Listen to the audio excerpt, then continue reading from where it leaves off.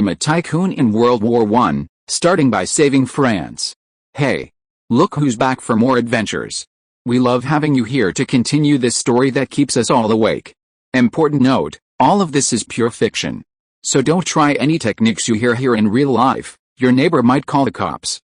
This amazing novel and all its rights belong to the original author. We're just the ones giving it voice and drama. Are you enjoying the show? Prove it by subscribing to our YouTube channel and leaving that like that motivates us so much. And if you want VIP access to exclusive content, our Patreon is waiting with things you won't find anywhere else.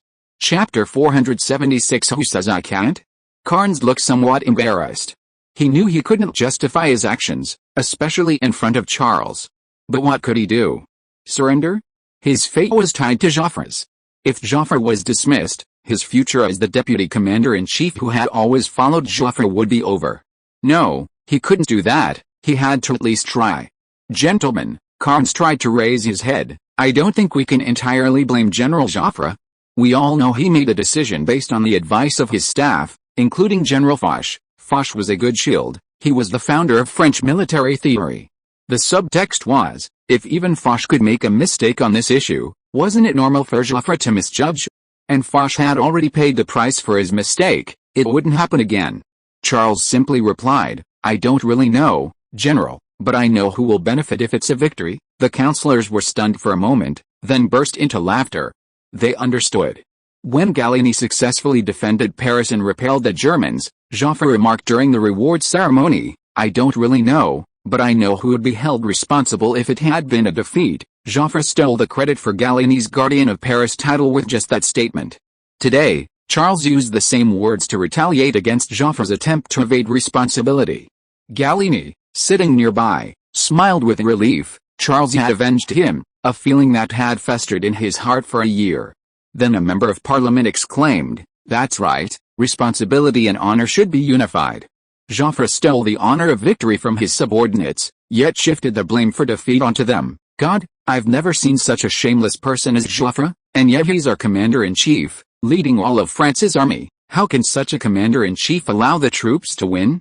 It's time to make a decision. Major Jules sat silently beside Gallieni. Gallieni had instructed him that soldiers were not allowed to participate in politics, and therefore, in principle, they could not freely express their opinions in the House of Representatives unless a member initiated a questioning of them. But he couldn't contain himself.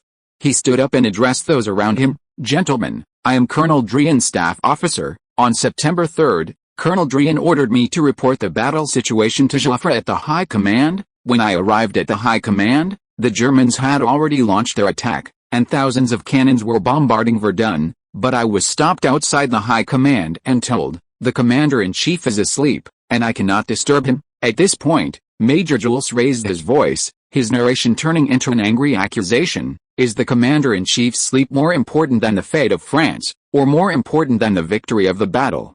More important than the lives of the soldiers on the front lines? I don't understand. Can you tell me the answer, General? The last sentence was addressed to Carnegie on the podium. Major Jules stared directly at Keynes, his eyes blazing with fury. Though no pistol was at his waist, it was pressed against his belt, as if he wanted to draw it and riddle Keynes with bullets. Keynes, intimidated by his imposing presence, avoided his gaze and dared not answer. The parliamentarians' opposition reached another climax. Some booed Keynes, others shouted, resign, with your Joffre. We don't need such an incompetent person standing there, the French people don't either. Keynes, pale-faced, struggled to speak. General Joffre is currently commanding operations at the front. I don't know if now is the right time to replace the commander-in-chief. Charles interrupted him, but Joffre hardly gave any orders. General. All he did was order the troops to attack before going to sleep, then turn off the lights and go to sleep. Even when the German poison gas was massacring French soldiers at the front, Joffre only found out the next morning. He only ordered his soldiers to attack. No, that's not true, Keynes replied, but without conviction. Everyone could see he was lying. Joffre had always boasted of his commanding presence, his ability to remain calm at all times, and his ability to maintain a normal routine, but now he was denying it. At this point, the counselors fell silent, because they already knew their own conclusions. Keynes seemed to sense this, and he simply went all in, raising his head again and saying in a hoarse voice, Gentlemen, Isn't ordering the soldiers to attack the proper course of action? This is war. Besides, no one would have a better solution in this situation. Think about it, we are facing an enemy with artillery and manpower several times our size, and new types of poison gas. Who could achieve better results under these circumstances? A member of parliament shouted, Charles could. Connus glanced at Charles in front of him and retorted, I don't think so, his troops are far away in Belgium, and he also has tanks and planes. Germany attacked Verdun precisely because of this, don't you understand? The Germans deliberately avoided Charles's troops, only in this way could they gain the upper hand, therefore, this is not fair to Joffre. The dissenting voices in the meeting room decreased somewhat. At least this point was true, the Germans did indeed concentrate their forces to attack Verdun to avoid Charles.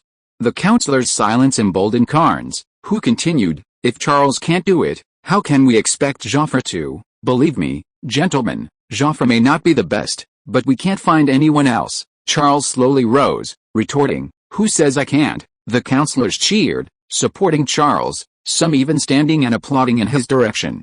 Carnes was taken aback, no, you didn't understand me, Brigadier General, I mean, without recalling your troops, Charles answered decisively, I don't need to recall my troops, including the Air Force, Carnes added. Including the Air Force, Charles nodded. Use the existing troops in Verdun, a flustered Carnes added further restrictions. The councillors jeered, get down, Carnes. Those troops are even under Joffre's command, Joffre will deliberately sabotage Charles to prove him incompetent, before that, we should relieve Joffre of his command, Charles turned to Steed in the back row, who smiled and nodded slightly in response. Charles then turned back to Carnes and answered, word by word, no problem, use the existing troops in Verdun. The councillors were in an uproar. Such harsh conditions could be agreed to? Gallieni sighed inwardly. Only then did he realize that Charles wanted more than just to remove Joffre from his position as commander-in-chief, he wanted to completely ruin Joffre's reputation. Chapter 477 Will I be able to sleep tonight? Gallieni was right. If all that was needed was to remove Joffre from his position as commander-in-chief, it was already done. Charles only needed to remain silent, and the parliament would begin its vote. Although a small minority would still support Joffre, it was clear that the majority, the vast majority, would oppose him. However, Charles was unwilling to let it end there. Because even if Joffre was dismissed, he might, as in history, become a military advisor to the government on Gallieni's advice and be promoted to marshal. Then, Joffre would angrily confront Gallieni, and what was bound to happen would happen again. Charles wanted to shatter Joffre. He wanted to tear off Joffre's hypocritical mask, rip off his emperor's new clothes, and expose his ugliness and incompetence to all the citizens of France, rendering him unable even to be a figurehead or a symbol, and of course, unable to remain a military advisor and marshal. At that point, he would have no right to question Gallieni, and he might not even be able to see Gallieni's face. Standing on the podium, Carnes glanced at Charles and let out a barely perceptible snort. This guy really thinks he's God. The Verdun forces are in retreat, and command is in Joffre's hands, as are logistics. If you can still achieve better results under these circumstances, then we have no face to fight you anymore. However, Carnes still maintained a magnanimous demeanor. No problem, Brigadier General, I'll report this to General Joffre immediately, but before that, I'd like to know, how long will it take you to achieve the better results you mentioned? Carnes was worried that Charles would stall for time. After all, Charles's military genius was undeniable.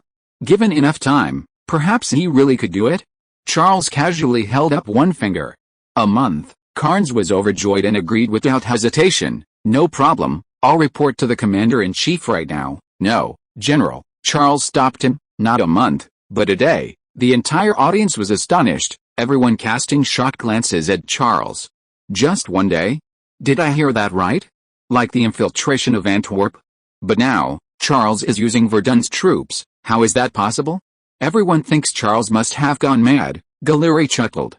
He thought, if Charles could really change the course of the war in a day, Joffre, the commander-in-chief who had suffered repeated defeats, would be completely condemned to shame. After all, Joffre had sacrificed so many men and fought with all his might but still couldn't stabilize the situation, while Charles could do it in just one day. This huge contrast would make people clearly realize the gap between Joffre and Charles. Keynes's expression changed. This was simply an insult to Joffre and all his staff. What did this guy take war for? But Keynes gritted his teeth and said nothing, giving Charles a cold look before nodding. As you wish, Brigadier General. But if you fail, I will fully support Joffre to continue serving as Commander-in-Chief, Charles replied. This was what Joffre most wanted. The order came quickly. Joffre promptly appointed Charles as commander of the Verdun theater, handing over command of the 2nd and 30th Armies stationed there. Joffre generously stated, the timeline starts from when Charles arrives in Verdun to take over. If Charles requests an extension, or arrives a few days later, I will have no objection. His words carried a hint of sarcasm. Major Jules approached Charles immediately after the meeting, warning him, General, please don't assume these two armies have a large force. As fortress-guarding troops, they are already severely understaffed, and their artillery has been largely redeployed. They'd be lucky to have 50,000 men in both armies. These past few days, they've suffered a massive rout under the German attack, and morale is low. We might not even be able to organize 10,000 men. Major Jules spoke with urgency.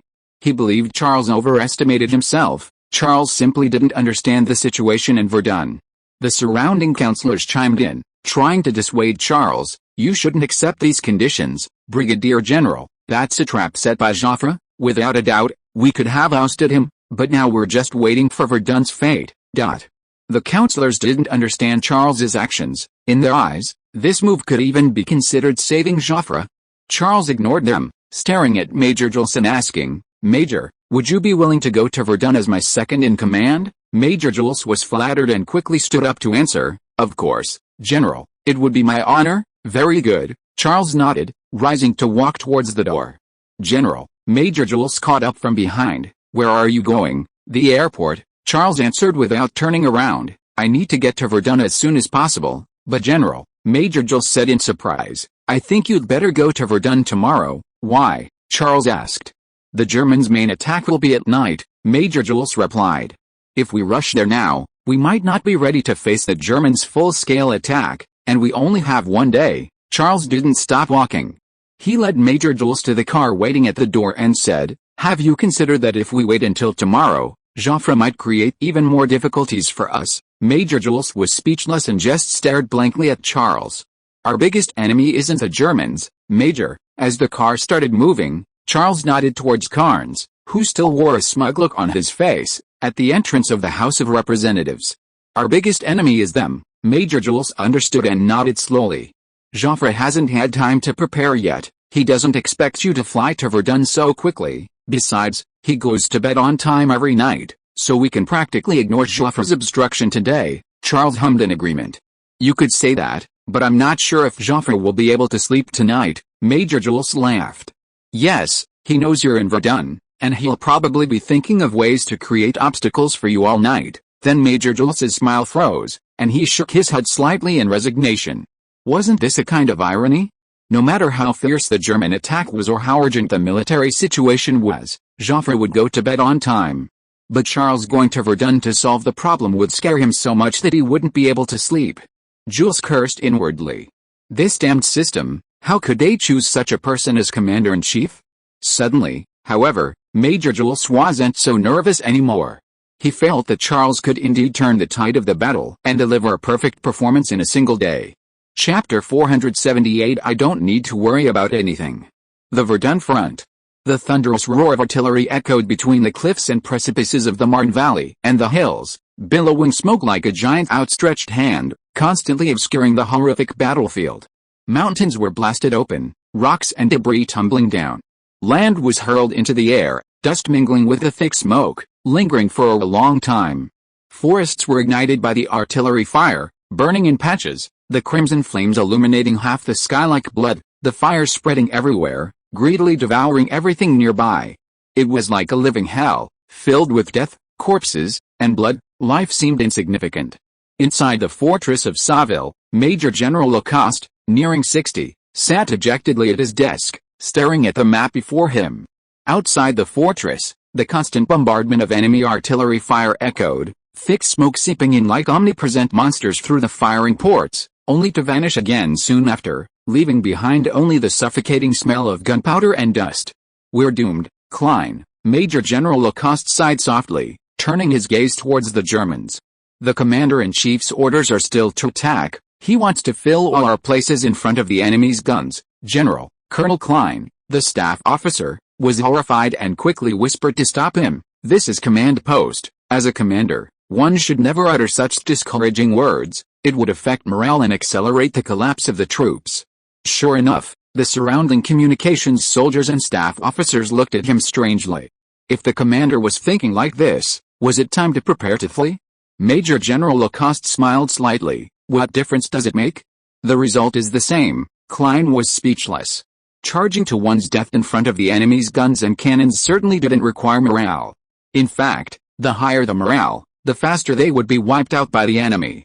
At this moment, a voice came from the communications soldier. General, I heard they're going to send Charles to command Verdun. The council is discussing it. The officers and soldiers in command post instantly beamed with joy.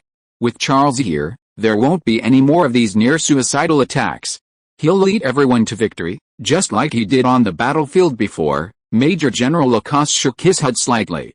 It was just a morale-boosting tactic. How could Joffre allow Charles to interfere with Verdun's command? Besides, if they continued fighting like this, the Second Army would be wiped out in just 2 days. What good would Charles's arrival do then? At that moment, 2 men rushed in. Their faces were blackened by the smoke of artillery shells, and their uniforms were covered in a thick layer of dust, making them look like 2 mud men, their ranks illegible. The short officer brushed the dust off his clothes, coughed lightly, and asked, "Where's the Major General?" "Where is Major General Lacoste?" No one answered. The staff officers thought this officer must be crazy to ask Major General Lacoste in such a tone. "You should salute, soldier," Klein frowned.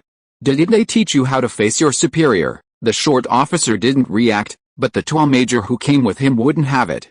He stood in front of Klein, gave him a crisp military salute, and said with his chest puffed out, "You should salute your superior, Colonel. They must have taught you how to face your superior."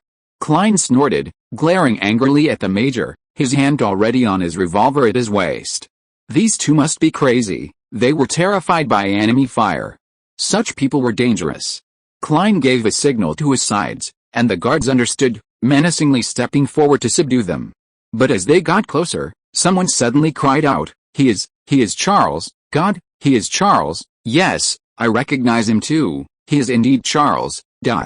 Everyone was stunned, including Colonel Klein and Major General Lacoste, all staring blankly at the short officer. The short officer flicked his coat collar, sending up a puff of dust that revealed 2 obscured stars, his voice tinged with doubt. "What? Joffre hasn't informed you yet? You're under my command?" Major General Lacoste quickly stepped forward and saluted. "I'm sorry, Brigadier General, I haven't received any notification.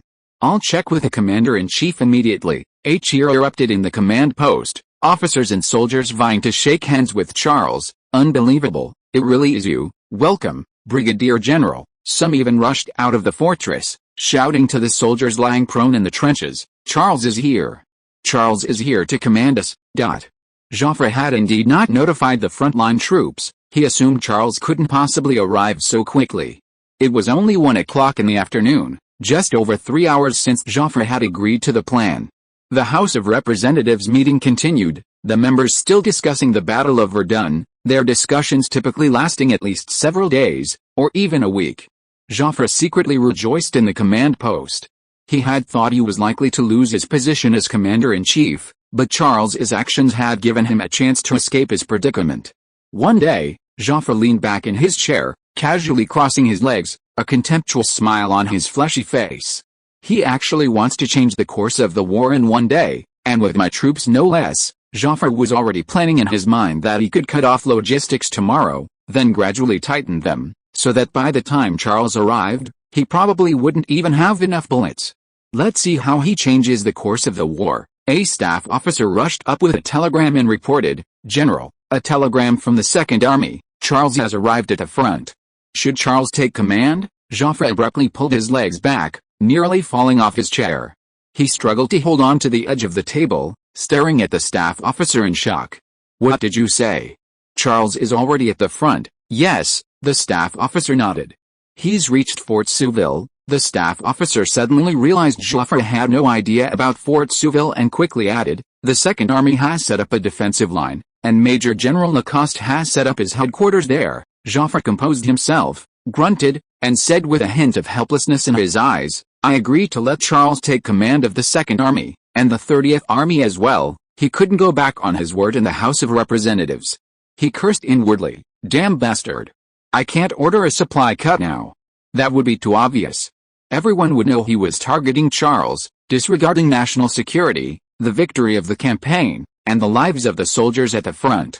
It would only drag him into another media storm, but if they didn't do it, they could only watch helplessly as supplies continue to be sent to the front lines. After thinking for a long time, Ziafin gritted his teeth and decided to do nothing. It's only one day anyway, I don't need to worry about anything, he thought. If you are listening to this novel on a channel other than Fanfic World, it means it was downloaded and re-uploaded without effort. We warmly invite you to visit our channel, Fanfic World. There you will find the original version of this story and many other novels of various genres. We look forward to seeing you dive into a world of incredible novels. Chapter 479 Nobody would fight like that. Almost all the soldiers cheered for Charles's arrival, but Major General Lacoste was deeply worried. It wasn't that he didn't believe in Charles's abilities, but Joffre had added a sentence after confirming command, Charles can only stay at the front for one day, starting from the time he rotates out. What could he do in one day? Charles's arrival would indeed boost the morale of the frontline soldiers, but once he left after one day, there would be an immediate backlash. The soldiers would be completely demoralized, or even worse off than before, like the helplessness after the effects of stimulants wore off. However, Major General Lacoste still diligently performed his duties, analyzing the current situation at Verdun for Charles while referring to the map. We have nowhere to retreat. The Saville line is our last stand, but this line seems useless, because we're constantly attacking the enemy. Anyone who doesn't know better would think we're winning a battle. Charles interrupted Major General Lacoste. That's Joffre, not me, General. You don't need to worry about that, but, Major General Lacoste looked at Charles, puzzled. I heard you only have one day left. He lowered his voice as he said this, worried someone might overhear. I do only have one day, Charles nodded. But that doesn't mean I'll launch a counterattack. Major General Lacoste still didn't understand. If I don't launch a counterattack, how can you change the course of the war in one day? Charles's answer was simple. I'll make you hold your ground, make the attacking Germans pay the price, and if possible, recapture some fortresses. Doesn't that count as changing the course of the war? Major General Lacoste was taken aback, then gave a wry smile. You probably don't understand our current situation, Brigadier General. Charles shrugged, indicating he was all ears. Major General Lacoste pointed to the map and said, the most serious problem is that our defensive line has been split in two by the Marne River. The Germans are concentrating their main force to attack the right bank, while our 30th Army, deployed on the left bank, can only stay put and is almost ineffective. The red circle on the map above marks the Fort Salville, the last line of defense for the French against the Germans. Further south is Verdun, a city of 10,000 people. The Marne River flows to its left, running from south to north into Belgium. Charles looked at the map and asked, how many men do you have left? More than 7,000, Major General Lacoste replied with difficulty, and many of them are wounded. If Charles hadn't come, the Second Army would have completely collapsed tonight due to the final offensive. In this respect, Major General Lacoste was still grateful for Charles's arrival. He had bought a Second Army a day of life, albeit only one. What about the Germans? Charles asked again. It's not entirely certain yet, but I estimate at least an army group of over 100,000 men, Major General Lacoste replied.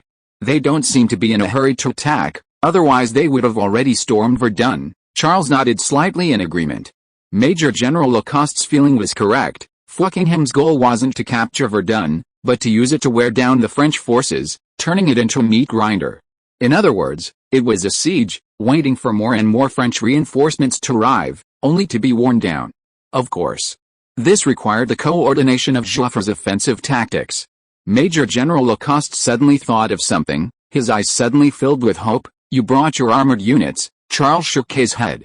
That is, the Air Force. We will receive air reinforcements. Charles shook his head again. Major General Lacoste's newly ignited enthusiasm cooled again. There was nothing there, only Charles himself. Perhaps all he could bring was a temporary boost in morale. Tell me about the characteristics of the German offensive. Charles steered the conversation back to Verdun. Major General Lacoste pointed weakly at the map, saying, The Germans mostly bombard our fortresses with heavy artillery during the day. Once it gets dark, they become active. If we don't attack, they will. They first fire a few gas shells to force us to wear gas masks, then their attacks become much easier. Wearing gas masks, we can only vaguely see figures. Sometimes the enemy rushes right in front of us without us noticing. At this point, Major General Lacoste turned his gaze to Charles. He suddenly remembered that Charles had also invented the gas mask. Could he improve it to improve visibility? However, he immediately dismissed the idea. It wasn't practical, and even if he could, it wouldn't arrive in time. "How is the artillery situation?" Charles asked again. "The gap in artillery is even greater," Major General Lacoste said with a pained expression. "We only have a little over 200 guns, mostly small caliber 75mm guns, while the enemy has at least 2,000, of various calibers and ranges, but that's not the main point. The main point is that we can't even utilize them. Moving them into fortifications renders them useless because their range is inferior to the enemy's. Leaving them on high ground makes them easy targets for the Germans to destroy. Once night falls, the Germans attack our artillery positions with poison gas, turning them into scrap metal." Charles nodded in understanding. "The 75mm gun excels at direct fire at the enemy at visual range, maximizing its high rate of fire. However, during the day, its range is suppressed by the enemy, and at night, artillerymen are forced to wear gas masks, limiting their visibility to only tens of meters or even a few dozen meters. As a result, these guns become mere decorations. This is perhaps why over 200 artillery pieces have survived." Without hesitation, Charles pointed to the deployment map and ordered, "Give up the hilltop position, move the defensive line back." Major General Lacoste was stunned. "Give up the hilltop position? Yes, but where can we go after giving up the hilltop position?" "Retreat." A flash of anger crossed Major General Lacoste's eyes, and his tone became agitated. He hadn't expected Charles to make such a blunder right off the bat, while the entire army treated him as their savior. "It's not a retreat, General." Charles ignored Major General Lacoste and lightly drew a line about 30 meters behind the fortress. "Construct a new defensive line here, but this is impossible." Major General Lacoste stared incredulously at this so-called new defensive line. "No one would do this. This is simply suicide," Charles retorted. Yes, Major General Lacoste replied. "This is giving up our superior geographical advantage, Brigadier General." Major General Lacoste glanced at Klein behind him. Colonel Klein was equally bewildered. No one would fight like that, handing over the high ground to the enemy. Chapter 480 Facing the enemy from this side. Major General Lacoste stared blankly at the map, his gaze complex. He even suspected that the man before him, Charles, was an impostor, a German spy whose purpose was to make them lose the war. Otherwise, who would willingly request their troops to relinquish their geographical advantage and allow the enemy to occupy the high ground? Charles seemed to see through Major General Lacoste's thoughts. He smiled slightly. "General, if you're already certain you can't stop the German offensive, why not try my method?" Major General Lacoste suddenly realized. If Charles was an impostor or a German spy, he didn't need to do anything, he just needed to wait, and the Second Army would be completely annihilated tonight. Thinking of this, Major General Lacoste sighed softly. "But Brigadier General, doing so would put us in a completely passive position." He pointed to the defensive line drawn by Charles. "If we build the line here, the Germans, standing on the high ground, can easily throw grenades into our trenches, while we, being at a lower position, will find it difficult to counterattack. In other words, the enemy could easily wipe us out with just grenades." Charles calmly replied, "I don't think so, General. Ordinary trenches do have the problems you mentioned, but trenches with varying elevations are different." Major General Lacoste looked blank. "Different elevations?" Charles nodded, casually picking up a pen and paper and drawing a diagram while explaining. "This is the slope of the mountain. We'll build the trenches roughly around this location. When building the trenches, all the excavated soil will be piled up to the upstream side, which will cause the upper side to be much higher than the lower side." Major General Lacoste suddenly understood, and he exclaimed, "The Germans' grenades will be blocked by the much higher upper side, or perhaps they could throw it over the top and over the trenches to the other side." Charles nodded. This was essentially creating a blind spot where grenades couldn't be thrown, even if the Germans were close enough and at a higher position. Conversely, the French soldiers in the trenches could easily throw grenades to the hilltop simply by standing up. Major General Lacoste's eyes lit up instantly. In this way, the French had actually gained the initiative, even though it seemed like they had conceded a geographical advantage. Colonel Klein seemed to have noticed something, adding, "And the German artillery, none of their artillery can hit this side." Major General Lacoste paused, then beamed with delight. "That's right. The enemy's howitzers will be blocked by the hilltop. This area is their blind spot. God, we can even ignore the enemy's artillery, thousands of them. Not only that," Charles pointed below the hill, "we can position our artillery at the foot of the hill." Major General Lacoste nodded repeatedly, his voice becoming excited. "Yes, Brigadier General, that's fantastic. The foot of the hill is still a blind spot for the enemy artillery. It's safe to position the artillery here, but they can still hit the Germans who charge up to the hilltop positions. It's unbelievable that simply moving the defensive line back a few dozen meters would bring so many benefits, and no one thought of this before. Only you, Brigadier General." Major General Lacoste's gaze towards Charles had shifted from initial suspicion to admiration. As expected of Charles, known as the French Mars, this was nothing short of miraculous. The Germans would be caught completely off guard, disoriented in the darkness, not even knowing where the grenades came from. Major Jules, who had come with Charles, stared at him in astonishment, a pang of sadness in his heart. If the French had used this tactic from the beginning, perhaps the first line of defense wouldn't have fallen, and they wouldn't have suffered such heavy casualties, including Colonel Dura and his comrades. Only Charles remained calm, as if discussing a trivial matter. This wasn't Charles's idea. It was a tactic used by the Chinese People's Volunteer Army in modern times against overwhelming artillery superiority, the reverse slope tactic. Voluntarily surrendering the hilltop position and constructing trenches on the reverse slope could instantly render enemy direct fire artillery, including tanks, ineffective. While indirect fire artillery could reach the target, without knowing its exact location, they could only fire blindly. Once the enemy entered the hilltop position, the volunteer army would leap out of the trenches and launch a counterattack, quickly leading to fierce hand-to-hand combat. At this point, all of the enemy's advanced equipment would become useless, leaving only bayonet-to-bayonet combat. The reason Western countries don't employ such tactics is because their battles are always aircraft-to-aircraft and tank-to-tank, never considering this kind of bayonet-to-person combat tactic when the enemy has overwhelming equipment superiority. Gradually, Major General Lacoste's smile faded. He seemed to have considered this. "Brigadier General," Major General Lacoste said worriedly, "our trenches are too close to the hilltop position, and they're still at a low elevation. Once the enemy launches a disparate charge, gathered at Verdun were the elite German troops, personally commanded by the German Crown Prince, and it was said that 17 of the strongest divisions had been drawn from the General Reserve to reinforce them. These troops were fearless and aggressive. Over 100,000 men could wipe out the remaining 7,000 or so men of the Second Army in hand-to-hand combat as easily as crushing an ant. So we need this." Charles nodded to Major Jules. Major Jules understood, and carefully took a square object from his satchel and placed it on the table.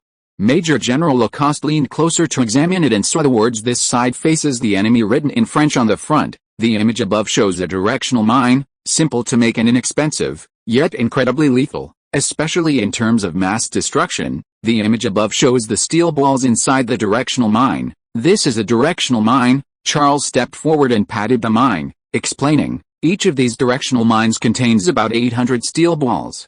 Once detonated, the steel balls will scatter like bullets towards the enemy, with a range of about 100 meters. Hearing this, Major General Lacoste's hand, which had been touching the mine, instantly recoiled as if burned.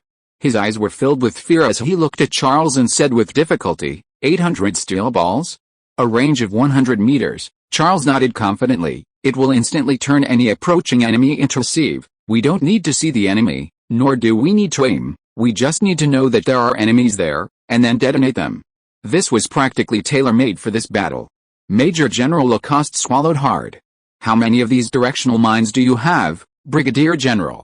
How much do you need?" "Free." Charles generously spread his hands. "The first batch of 10,000 is already on its way.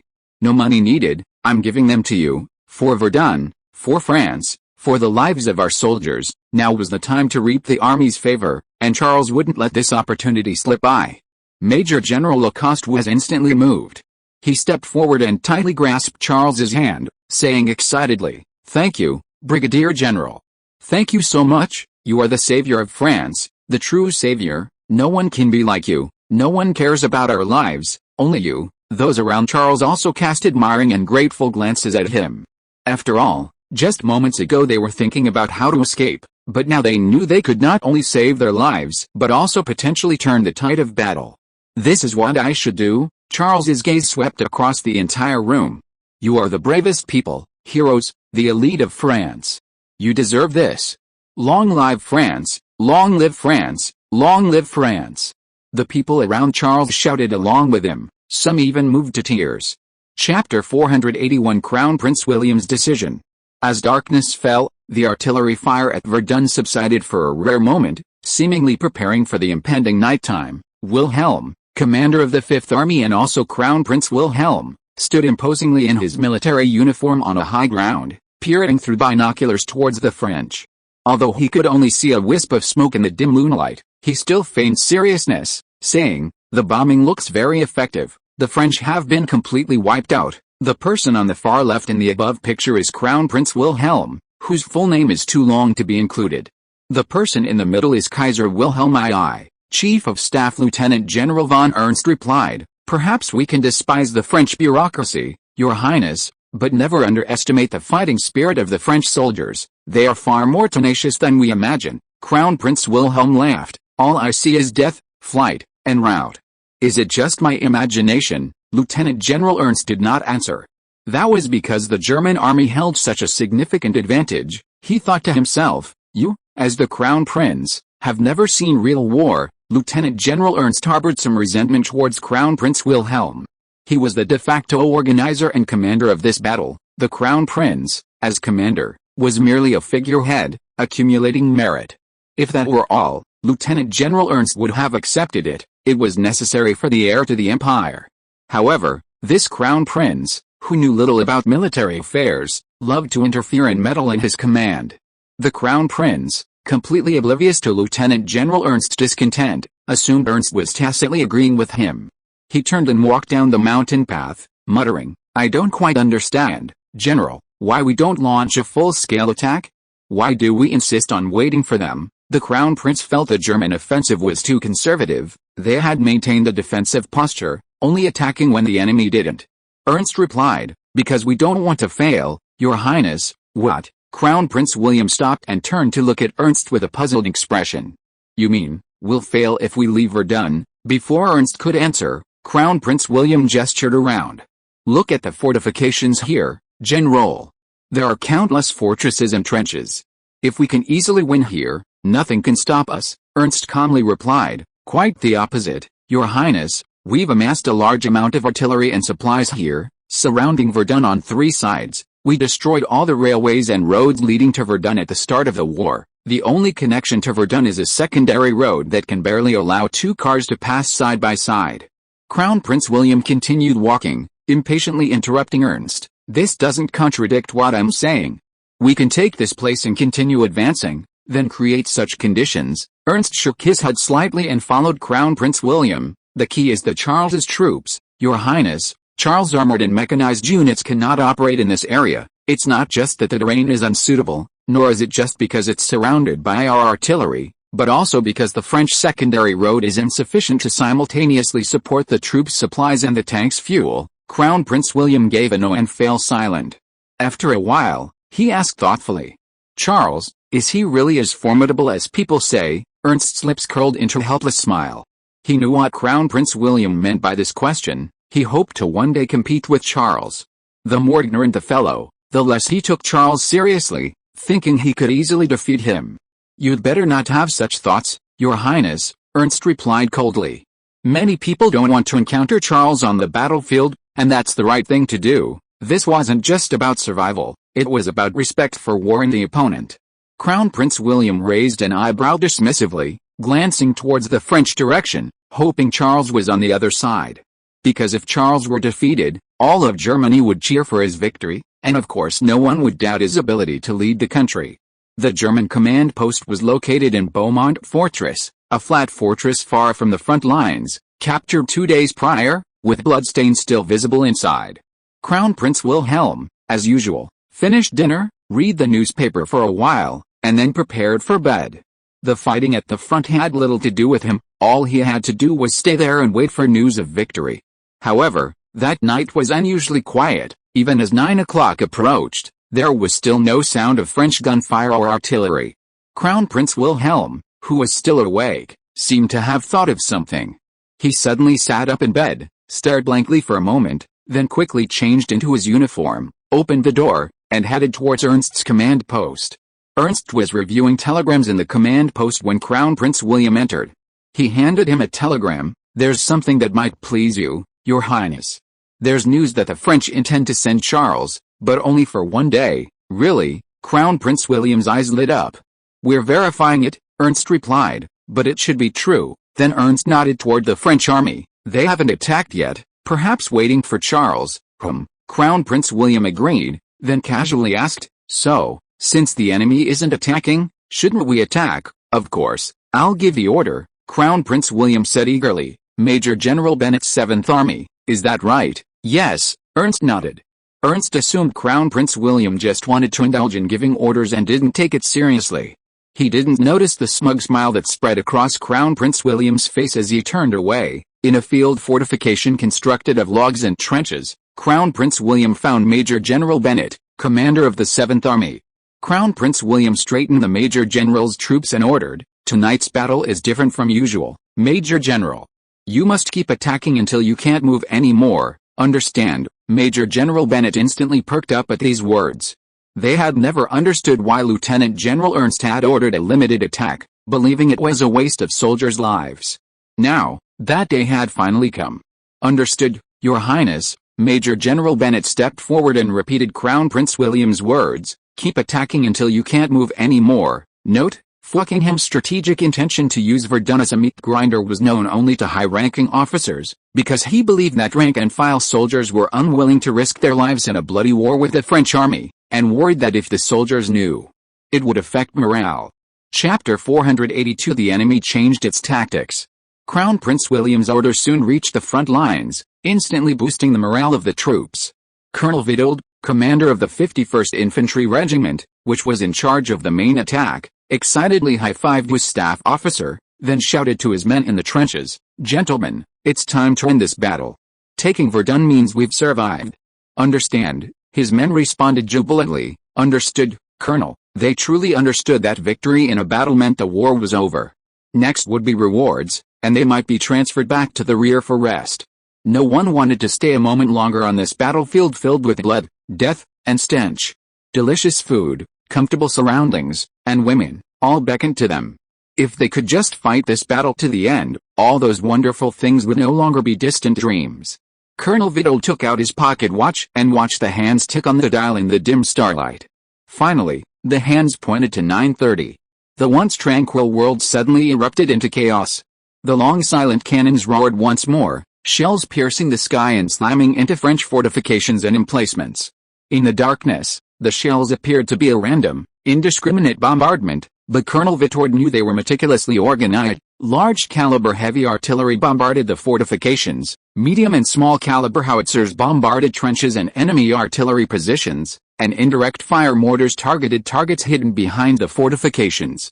All these cannons had their firing parameters calculated and even test fire during the day, all for a better nighttime attack. Of course, some shells contained poison gas, intended to induce panic among the French soldiers and force them to wear gas masks. The bombardment lasted for over half an hour, the air thick with the acrid smell of gunpowder, the dust obscuring the already limited starlight, plunging the world back into darkness. Colonel Witold considered this a good thing. If even they couldn't see clearly, the enemy wearing gas masks was practically blind. Seeing that the time was almost up, Colonel Witold blew his whistle, and the soldiers crawled out of the trenches in rows, gripping their rifles and crouching low as they made their way towards the high ground where the Sauver fortress stood. The artillery fire continued intermittently, the artillerymen indicating the direction of the attacking German troops to prevent them from getting lost in the darkness. This was also a deliberate diversion. As long as shells continued to explode on the position, the French soldiers wouldn't dare remove their gas masks. These fools, Colonel Witold thought with a surge of triumph. By the time they realized their mistake, it would be too late. Bayonets would already be plunged into their chests. But what could they do? If they dared to remove their gas masks, The artillery might actually fire a few gas shells. Colonel Vitord began to feel sorry for these French soldiers. They had no choice but to be defeated. To Colonel Witold's surprise, this attack was easier than ever before. His troops had reached the hilltop position without encountering any resistance. They must have escaped, Colonel Witold thought anxiously. This was not good. If they escaped back to Verdun and engaged in street fighting, it would be a serious problem. Thinking this, Colonel Witold brandished his Luger pistol and shouted, "Advance! Don't let them get away." The image above shows a German-made Luger P08 pistol, developed in 1899 and adopted as the standard issue pistol by the German army in 1908. The soldiers responded, bayonets at the ready, and charged up the hilltop position at top speed. Still no one, even the trenches were empty, completely untouched by them. The Germans cheered. They hadn't expected to break through the last French line of defense so easily. This almost meant the French defeat. All they needed to do was chase them down and win. Keep advancing. Colonel Witold sensed something was wrong. Things shouldn't be like this. The soldiers, obeying orders, crossed a hilltop position with their rifles at their ready. Some circled the Saville fortress, seemingly trying to find its entrance. Suddenly, a burst of gunfire erupted, and dozens of German soldiers at the front fell instantly, while those behind dropped to the ground in fright. But before they could react, grenades, belching smoke, tumbled and flew towards the hilltop position, exploding amidst the German soldiers' cries of alarm.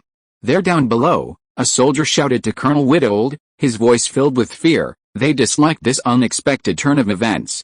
Colonel Witold responded without hesitation, "Those are just remnants, take them out." Before he could finish, Colonel Witold realized his mistake.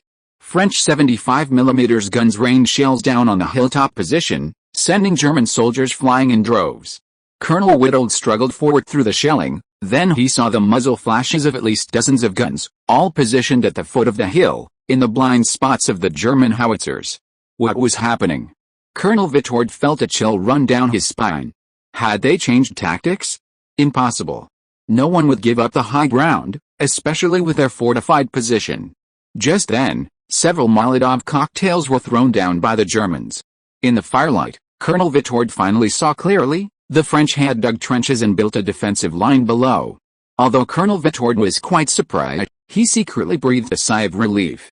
The distance was only about 30 meters, there wasn't even barbed wire, and the Germans had the high ground. A single charge could break through the defensive line and wipe them all out. Foolish Frenchmen. Colonel Vitord didn't hesitate. He grabbed the whistle hanging around his neck and blew it with all his might.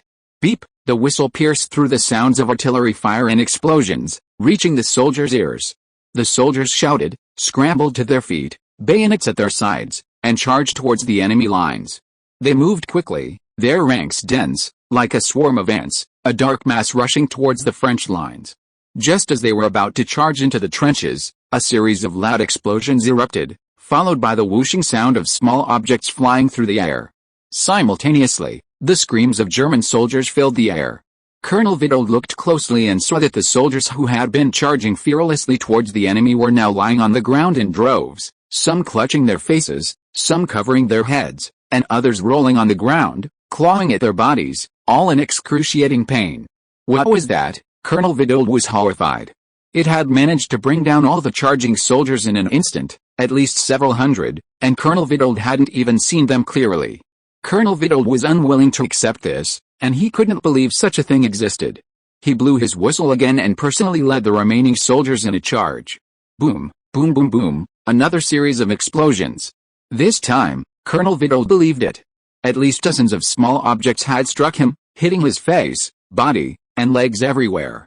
The excruciating pain instantly rendered him incapable of fighting, yet somehow, they weren't fatal. What will the fortress in the rear be used for in Chapter 483? The German Fifth Army was an elite force, and the 51st Infantry Regiment, tasked with the main attack, was the elite of the elite. Most of its soldiers were seasoned veterans, many of whom were demobilized soldiers who had recovered from injuries and insisted on returning to the army. Their combat skills and fighting spirit were top-notch. However, faced with this bizarre situation, faced with the horrific sight of them being mowed down in droves, they were so terrified that their legs went weak and they turned and fled. In fact, it wasn't just the German soldiers who were frightened, even the French soldiers in the defensive line were terrified. Before them lay not mountains of corpses and seas of blood, but these German soldiers were all alive, or at least most of them were alive. Some had half their faces blown off, some had their eyeballs ripped out and hanging from their faces, and others, though without wounds, hesitated, their hands trembling in mid-air, wanting to pry but not daring to. Screams, wails, and curses filled the air as everyone writhed before the French soldiers, like a horde of vengeful demons, or a mass of crawling worms. Suddenly, the sound of grenades exploding rang out. Those who couldn't bear the pain and pulled the pins to end their own lives. This seemed to inspire the other German soldiers, and then the sound of grenades exploding one after another followed. Some surviving German soldiers tried to occupy the trenches on the hilltop and confront the French, but soon the terrifying and familiar explosions echoed from within the trenches, followed by screams of agony. The French, of course, wouldn't leave the trenches intact for the Germans. They had already been planted with directional mines. The French soldiers waited in the trenches for a while, until the Germans had exhausted themselves, before emerging to harvest lives with bayonets, or rather, to end the German suffering. Crown Prince Wilhelm remained in the 7th Army headquarters, intending to savor this offensive he had commanded, to savor this victory, a complete victory. Listening to the bursts of artillery fire outside, Crown Prince Wilhelm's electric light slowly moved to the city of Verdun on the map and locked onto it. "I hope we can take it before dawn," said Crown Prince William. "The street fighting will be more dangerous after dawn, when they may be well prepared." Major General Bennett thought to himself that street fighting at night was more dangerous because they knew the terrain well and could walk around Verdun with their eyes closed, while we did not. Major General Bennett said nothing, but replied confidently with a smile, "Don't worry, Your Highness, we'll soon be strolling through the streets of Verdun, though there may only be ruins there." Crown Prince William laughed heartily. "That's the most beautiful scenery, General. I can't wait to see it." The image above shows Verdun after the war, with a group of French soldiers crossing the street. However, the communications officer standing by the phone suddenly turned to Major General Bennett. "General, the 23rd Infantry Regiment has been repelled, and our casualties are heavy." "What?" Major General Bennett's smile froze, then he gritted his teeth and cursed, "That Elias fellow, make him appear before me immediately." "Yes, General." Major General Bennett assumed this was an accident involving one of the units. But within seconds, bad news followed in quick succession. The 51st Infantry Regiment has suffered over half its casualties. Colonel Vittort is dead, requesting reinforcements. The 77th Infantry Regiment has been routed. Colonel Bladen is wounded, requesting a retreat. Major General Bennett was dumbfounded. These were the vanguard troops he had sent out, the elite of his units, and in just over 10 minutes, they had either been routed or suffered heavy casualties. Crown Prince William frowned. "Does the enemy have reinforcements?" "No, Your Highness." Major General Bennett shook his head in denial. "We have been using artillery fire to block the enemy's roads. Even if the enemy has reinforcements, they are small scale and won't be of much use." Then, at this moment, a wounded soldier was carried into the fortifications on a stretcher amidst screams of agony. It was Colonel Elias, commander of the 23rd Infantry Regiment. Crown Prince William shone a flashlight on him and was almost startled. 2 pieces of flesh had been torn from Colonel Elias's face, and he was covered in blood, looking like a zombie. "What happened?" Major General Bennett stepped forward and asked. "Yes, it's a bomb." Colonel Elias's voice trembled with pain as he spoke, gasping for breath. "I'm not sure what it is, but it has a lot of shrapnel." The medic arrived and deftly cut open Colonel Elias's uniform with a scalpel. The sight revealed in the flashlight sent chills down everyone's spine. Elias's body was covered in countless small, bloodshot wounds, each one tiny, yet they had riddled him with holes. Even the experienced medic was horrified. After a moment of stunned silence, the medic cut open one of the wounds with a scalpel, then carefully inserted clamps into the wound, removing the shrapnel amidst Colonel Elias's agonizing cries. With a crisp clang, the shrapnel landed on a tray. Then another one. Then everyone understood, it wasn't shrapnel, but steel balls, small steel balls about 3 millimeters in diameter. The medic, quite experienced, reported to Major General Bennett and Crown Prince William, "They must have filled the explosives with steel balls as fragments, which is why they have such terrifying lethality." Major General Bennett glanced at Colonel Elias, still in pain, then looked at the medic with a questioning gaze. The medic understood and shook his head helplessly. It was impossible to remove all the steel balls from so many wounds. Some would inevitably remain inside. Even if they could all be removed, he would eventually die from infection. He had lived this long simply to endure the pain. Crown Prince William narrowed his eyes. New equipment? Could it be Charles? The expressions of everyone in the command post instantly changed.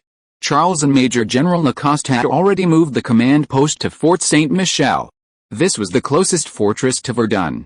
It was practically useless for defense, as the French had no defensive line there, the cannons had been cleared, and even the machine guns and ammunition had been moved to the frontline fortresses for combat. One phone call after another poured into the command post, reporting only good news. The 32nd Regiment routed the enemy, suffering only 5 casualties. The 81st Regiment repelled the enemy attack, suffering 13 casualties. The 19th Regiment, Major General Lacoste beamed, looking at Charles with satisfaction, and exclaimed, "You were right, Brigadier General. The lethality of directional mines far exceeds our expectations.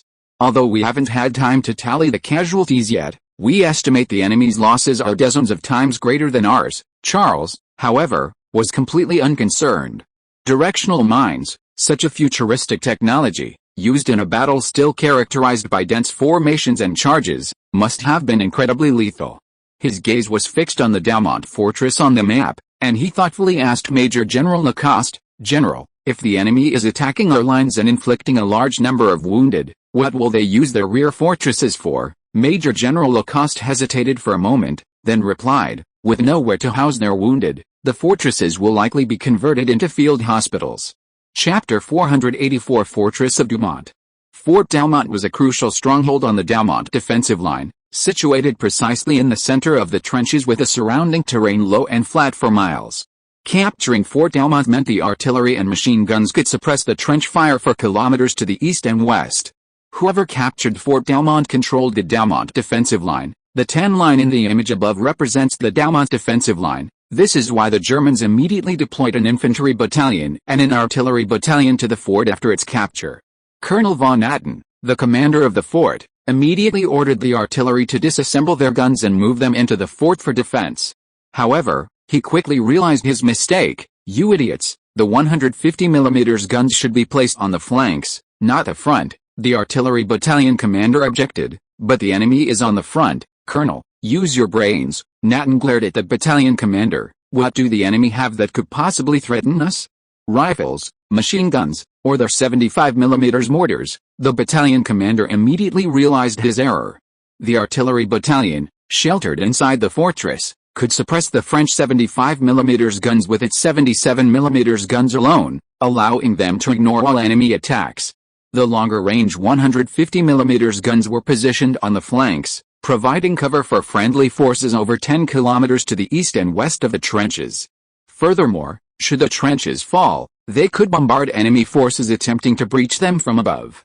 "Yes, Colonel," the artillery battalion commander responded, quickly ordering the 150mm guns to be positioned on the flanks. Colonel Granault was satisfied with his deployment, believing the defensive line to be impenetrable. Fort Daumont was an insurmountable obstacle for the French. Lacking large-caliber, long-range artillery, all they could do was charge in dense formations, only to be mowed down by German machine guns and artillery. However, the situation that night unsettled Colonel Granault. That night, Granault stood outside the fortress, observing the 7th Army's attack through binoculars, and he sensed that tonight's offensive was unusual. Previously, the artillery fire should have extended deep into enemy territory, but now it remained only flashing near the attack line, without advancing an inch. Was the attack going poorly? Colonel Natten wondered. "Colonel," the communications officer reported, "they say there are too many wounded soldiers retreating from the front, and some of them need to be transported to the fortress." Natten grunted without hesitation. The fortress had ample space, flat ground, and sufficient supplies, making it a good place to temporarily house the wounded. Especially since these wounded soldiers were only a portion, Natten had no reason to refuse. However, when this portion of wounded soldiers was brought up, Colonel Natten was dumbfounded. There were at least 500 of them, plus stretcher-bearers and medical personnel, who quickly filled the fortress, and more were still pouring in. No, Colonel Natten stopped several soldiers who were about to carry the wounded into the fortress. "You can't go in, it will cause problems for our defenses," but a medic immediately stepped forward and said, "They are seriously wounded, Colonel, and need immediate surgery. Do you want us to use flashlights to cut open their wounds in the outside environment? Colonel Natton hesitated. It was indeed inappropriate. There was smoke and dust everywhere outside, and the flashlight beams would give them away. But, seeing Colonel Natton still hesitating, the medic added, "One day, your troops will also suffer casualties, Colonel." There was a hint of threat in his words, as if warning Colonel Natton, "Don't offend the medic." Colonel Natton nodded helplessly and let them in. In any case, the fortress didn't have much need for defense right now, and the French were still far away. However, once the breach was opened, it couldn't be stopped. All the seriously wounded soldiers requiring surgery were carried into the fortress, which soon became a makeshift hospital. One by one, the wounded went in, and one by one, they were carried out, only they came out mostly as corpses. Colonel Natton hoped this would end quickly and things would return to normal. Although he empathized with the wounded, they were severely impacting the defenses of Fort Dalmont. Even the artillerymen inside the fortress were being used by the medics as surgical assistants, carrying not shells, but buckets of severed limbs from the wounded. Colonel Natton reported this to his superiors several times by phone, only to receive the reply, "Don't worry, Colonel, that's just a temporary shelter, they'll be moved soon." Colonel Natton hoped this would be the case, but he saw no decrease in the number of wounded. Instead, the number and the variety of wounded soldiers increased. Some of those carrying stretchers were even carrying level rifles. Wait, level rifles?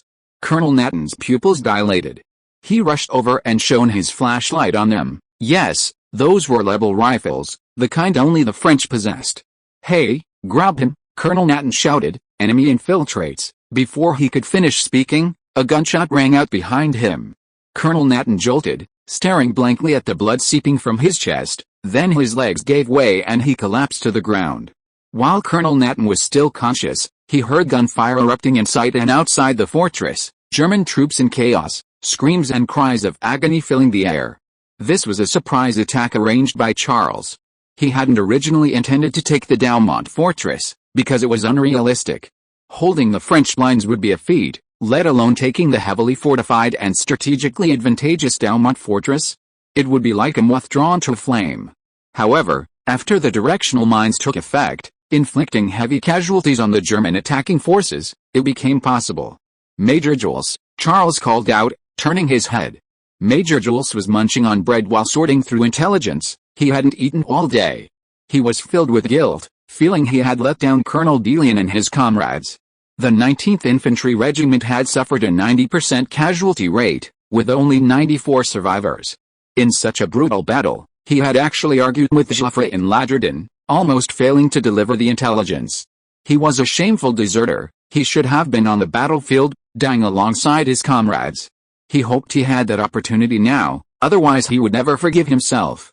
Hearing Charles's call, he immediately put down his bread and ran to Charles. "Yes, General, are you familiar with the terrain of Fort Dumont?" Charles asked.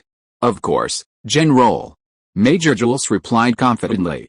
"The 19th Infantry Regiment has been stationed there for almost a year. We wish we could name every single stone."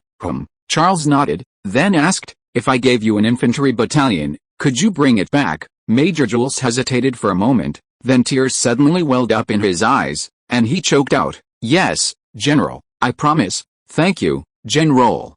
"Thank you so much." Chapter 485. You continue, I'm listening. Major Jules assumed it was a suicide attack, but it wasn't. They donned German uniforms and helmets, readily available given the numerous wounded soldiers lying on the front lines from directional mines. The downside was the bullet holes or bayonet marks on the uniforms. But who would look at those in the dark? They were just uncomfortable, sticky with blood on their skin. Then, they split into companies and carried the wounded soldiers out in several groups. No one stopped them or checked their movements. Everyone was busy tending to the rapidly increasing number of wounded. The German troops were in a state of chaos, or perhaps fear. They worried that the next order would be a charge, and they would become part of the wounded. Major Jules, who understood German, even overheard German soldiers whispering, "They say Charles is here, right across the street. Is that true? Otherwise, who do you think made this weapon? Unbelievable. I've never heard of anything like it. It can wipe out a whole bunch of people instantly. It's more terrifying than a machine gun." A hint of pride flashed in Major Jules's eyes. He wanted to laugh, but ultimately held it back. It wouldn't be worth it if the Germans saw through his disguise because of this. The wounded were successfully transported to Fort Douaumont, and some seriously wounded were taken into the fortress. Then the gunfire erupted. Most of the Germans in the vicinity were wounded soldiers and medics. Even the infantry and artillerymen usually didn't have guns. They were helping out, their guns either placed aside or slung over their backs. Thus, the battle turned into a one-sided massacre. German soldiers were shot dead one after another before they even had a chance to grab their rifles. The medics raised their hands in surrender. They knew they couldn't match these ferocious French soldiers, but they didn't realize how dangerous it was to do so in the darkness and chaos. Bullets flew wildly through the air, and no one knew who had killed the medics. In the chaos of the run, countless wounded were trampled to death by those desperate to escape. Soldiers carrying stretchers simply abandoned the wounded and fled for their own lives. The surviving wounded crawled laboriously on the ground, seemingly trying to hide, but suddenly a bayonet plunged into their backs. In just over 10 minutes, the Douaumont fortress transformed from a hospital into a living hell. The ground was a dark, corpse-strewn expanse, with barely any foothold. Blood pooled along the ground, flowing into the trenches with a clearly audible rushing sound. The fighting inside the fortress continued, but it was only a small group putting up a desperate resistance. Nearby German troops, hearing the gunfire, rushed to reinforce, only to be terrified by the barrage of steel pellets and cower on the ground. Then, the Douaumont fortress's artillery roared into action. 150mm shells exploded violently in the German trenches, blasting the German troops gathered there into the air. 77mm guns fired at the Germans' backs, tearing many to shreds before they even understood what was happening. Meanwhile, the French, who had been on the defensive, finally launched a counter-offensive. As dawn broke, the staff officers at the Lagdon headquarters were still busy. Joffre slumped over his desk like a dead pig, snoring evenly, a trickle of drool from his mouth. Joffre had finally fallen asleep. He hadn't been able to sleep because he was still unaware of the situation at the front. Since taking command of Verdun, Charles had cut off communication between the two front-line corps in the rear, his stated reason being, to avoid leaking military secrets. That bastard, Joffre cursed, he treats us like the enemy. The staff officer's expression was somewhat strange upon hearing this. Weren't we the ones who had always considered Charles the enemy? Joffre had very limited information, mainly reports from his intelligence agents whom he had temporarily dispatched to Verdun. The Germans are attacking, the artillery fire is intense, the Germans seem unable to advance, our army has held off their offensive, our artillery is firing, the fighting is fierce. Initially, Joffre was anxious, worried that Charles might change the course of the war in just one day. But then he thought, if Charles is merely defending, even if he can hold off the enemy's attack and kill many, what does that prove? Can it be called changing the course of the war? Before Charles took over Verdun, the French army was still attacking the Germans. After he took over, the French army was passively defending in the trenches, unable to even launch an attack. Yes, this could indeed be called changing the course of the war, but in a bad way. Thinking this, Joffre felt relieved. He sat back in his chair, wanting to drink some coffee to refresh himself, but drowsiness washed over him like a tide, and he soon slumped onto the table and drifted off to sleep. General, the staff officer nudged Joffre cautiously. Joffre jolted awake, looking up at the staff officer in a daze, then glancing around, seemingly confused as to why he was there. Then, with an "oh," he reacted and asked, "What's the situation?" "I mean Verdun," the staff officer replied. "We don't know the situation in Verdun, General, but Charles has already boarded a plane back to Paris. The route from the Verdun front to the airport passed through Verdun, which was why headquarters knew about it." Joffre pulled out his pocket watch and glanced at it, his face instantly lighting up with joy. Yes, he must have admitted defeat, that arrogant bastard. There were still 6 hours until their agreed-upon deadline. Charles's early return could only be because he was powerless to stop it. Joffre instantly perked up. He stood up, straightened his uniform, and smiled. "Tell General Carnes this news. He knows what to say in Parliament." "Yes, General."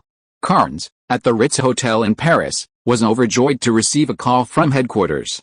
He immediately ordered his men, "Pack your things and go to the House of Representatives immediately. I want to announce this good news to them as soon as possible, and to everyone, all French citizens." At 9 o'clock, the members of Parliament gathered on time in the audience of the House of Representatives at the Palais Bourbon. General Carnes, in his crisp uniform, stood on the podium, a smug smile on his face. The members of Parliament took their seats with doubt. They had heard that Charles had gone to the Verdun front yesterday. Had Charles lost? Galleri found his seat and snorted coldly without expression. What could he have done in a day? The little guy was too hasty. Only Steed looked confident. He knew what Charles had brought to Verdun. Gentlemen, before the councillors were even seated, Keynes spoke impatiently. Just as I said, Charles couldn't change anything. It was a battle where the enemy's strength was overwhelmingly disparate, not just in terms of manpower and equipment, but also supplies. Charles thought he could, but unfortunately, he's seen the reality and is now on his way back. Suddenly, Charles pushed open the door, bringing Major Jules with him. Both were covered in dust, their faces mottled with white and black, showing exhaustion. Major Jules had bloodstains on him, but his eyes were filled with pride and excitement. Galleri's eyes lit up, and he unconsciously leaned forward. Having come from the battlefield, he knew what Major Jules's gaze meant. Had this young man already accomplished what he said? Impossible. It hadn't even been a day. Charles slowly walked to the front row, and someone immediately made room for him in the seat facing Keynes. Charles nodded his thanks, sat down gracefully, and after letting out a sigh of relief, looked up at Keynes on the stage and said, "Please continue, General. I'm listening." If you are listening to this novel on a channel other than Fanfic World, it means it was downloaded and re-uploaded without effort. We warmly invite you to visit our channel, Fanfic World. There you will find the original version of this story and many other novels of various genres. We look forward to seeing you dive into a world of incredible novels. Chapter 486 kicks IFE down. A hush fell over the House of Representatives. The members, unusually, were not making a sound. Everyone stared at Carnegie or Charles, wanting to find answers between the two, to know who had won and who had lost. Carnegie hesitated, a sense of foreboding creeping over Charles's composure, but he maintained his composure, straightening his back. "I don't think there's anything more to say, Brigadier General. The result is clear, you failed to change the course of the war. I hope you will honor our previous agreement." Charles remained silent, sitting firmly in his chair, quietly observing Carnegie. "Is that so?" Major Jules countered, standing up and turning to the members behind him, loudly announcing, "Last night, the Brigadier General led us to kill and wound over 7,000 Germans, while suffering only 300 casualties ourselves." A murmur of surprise rippled through the members, followed by a burst of enthusiastic applause. Previously, on the Verdun front, French casualties had consistently exceeded German casualties, by a significant margin. Especially during the French counter-offensive, daily casualties reached tens of thousands, 2, 3, or even more times that of the Germans, with no advance on the front lines. Charles's arrival, at the cost of just over 300 men, resulted in over 7,000 German casualties, definitively changing the course of the war. Galleri nodded with satisfaction. The young man had done it, and only he could have done it. Keynes's expression changed, but he quickly regained his composure. "Casualty figures aren't up to you, Major, they need to be tallied. Besides, it's difficult to get accurate data on German casualties. Furthermore, I don't think this changed the course of the war. You've been on the defensive the whole time." Major Jules interrupted Keynes. "No, General, you certainly don't know that we launched a counter-offensive while pursuing our victory." Keynes was speechless. He truly didn't know. "You also don't know that we recaptured the Daumont fortress," Major Jules continued. Carnes stared incredulously at Major Jules, then at Charles. "No, this can't be. This can't be true," the councillors murmured amongst themselves. That was a fortress, and the most important large fortress in the heart of Verdun at that. The Germans, with hundreds of thousands of troops and thousands of cannons, had taken it a whole day to capture it, even when they were caught off guard. Charles, with the remnants of Verdun's army, had recaptured it in a single night with such a vastly inferior force? Was this some kind of boast? Even Gerlini couldn't believe it. It wasn't something human could accomplish. Major Jules continued, "And the Daumont line, we have successfully recaptured it, General. This cannot be faked, for our men are standing on that line, guarding the fortress." Then Major Jules proudly displayed the bloodstains on his uniform, saying, "These were left during the attack on Daumont fortress." Now, Major Jules pulled out his pocket watch and glanced at it. Major General Lacoste should have already announced the results to the newspapers. The whole world will receive this exhilarating news. Sure enough, cheers erupted from the streets. The entourage of the councillors hurried in, bringing the latest news from Verdun. Armand said nothing, he simply led the applause. The councillors followed suit. The applause growing louder and faster until it became a continuous roar, lasting for several minutes. Gallier clapped while slightly shaking his head, his gaze fixed on Charles. He thought he knew Charles well, but now it seemed he only knew the surface. Carnes, disregarding his embarrassment, hastily stepped down from the podium and ordered his men to verify the facts. His flustered and embarrassed appearance drew laughter from the members of parliament, one of whom shouted, "No one would lie about something like this, except Joffre." The members of parliament erupted in laughter. Joffre had indeed done such a thing. When Fort Douaumont fell, he deliberately concealed it to avoid criticism from parliament, citing avoiding the impact on troop morale. He had thought that as long as he launched a counterattack and recaptured Fort Douaumont, he could pretend it had never fallen. Unfortunately, Fort Douaumont was never recaptured, and the truth could not be concealed until a day later. Note: Joffre's concealment of the fall of the Douaumont fortress is historically accurate. Armand rose, strolled leisurely to the podium, and feigned helplessness. "Gentlemen, I once did not want to change commanders at the last minute, because I did not think it was a good thing. I also once thought it impossible to compare Charles with Joffre. After all, Joffre was 3 times the size of Charles." The councillors were amused, they knew he was teasing Joffre's obesity. Upon reflection, there were indeed few in the French army who were that obese, even generals. Armand continued, "However, Joffre's countless attempts could not compare to Charles's one attempt, using the same troops, on the same battlefield. Charles took less than a day. I do not think this can be explained by Charles's intelligence.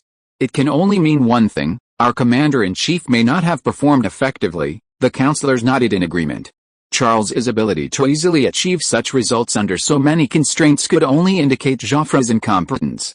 He could even have a negative effect, because all he does besides eat and sleep is order the troops to attack. The councillors nodded in agreement again. This seemed to be exactly what Joffre did. Then, Armand emphasized, quickening his pace, "Why should we keep such a person in the position of commander-in-chief, to lead the troops to their deaths or to France's defeat, or to drag us all into the abyss, into the quagmire of war from which we cannot extricate ourselves? Is this what we want?" Armand's words were inflammatory, and the councillors stood up and shouted, "No, we don't need this. Kick Joffre out. France doesn't need a commander-in-chief like this." Carnes was pale, he knew Joffre was finished. Lagerdon, the command post, was as peaceful as ever. Joffre had just finished breakfast and was leisurely sitting at his desk, reading the newspaper and drinking coffee. "General," the staff officer reported nervously, "they say our troops recaptured the Douaumont fortress and the Douaumont line last night." Joffre grunted in response, his first thought being that this was good news. But then, a sudden thought struck him, and he abruptly turned to the staff officer, paused for a moment, and then laughed. "Are you kidding me? Recaptured the Douaumont fortress? And the Douaumont line? They only have a little over 7,000 men, while the Germans have hundreds of thousands. This was impossible. In just one night. Were the Germans all pigs?" The staff officer dared not speak, fearing he would get himself into trouble. Just then, the phone rang. It was Major General Lacoste calling. Joffre hurriedly put down his coffee cup, picked up the receiver, listened for a while, and then froze. He sat there blankly, not even noticing the receiver slip from his hand. Chapter 487. This is what Charles truly wanted. The autumn wind howled, and leaves fluttered down. On the highway from Lagden to Paris, 3 cars sped along in a line, each carrying a soldier. The soldiers in the back seats gripped rifles, their eyes scanning the surroundings warily. Joffre sat in the passenger seat of the middle car, thoughtfully watching the scenery flash by. He had a feeling something was amiss. Everything seemed preordained. Especially the directional mines Charles used at Verdun. Though simple in design, producing 10,000 of them couldn't be done in a day or two. In other words, this could very well be a trap set by Charles. Why was he doing this?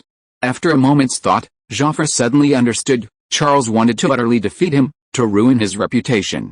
Without this one-day agreement, Joffre would at most have lost his position as commander-in-chief, but now he was despised by everyone. The contrast was too great. Under Joffre's command, Verdun suffered tens of thousands of casualties daily with no progress, while Charles, with only a few hundred casualties, easily recaptured the most important fortress and defensive line. So, people naturally assumed that all the previous casualties were on Joffre's shoulders. That damned bastard. Joffre gritted his teeth. That must be it. This was also why Charles cut off Verdun's communication with headquarters. Only in this way could Charles inform the newspapers of the battlefield situation and make it known to the whole world.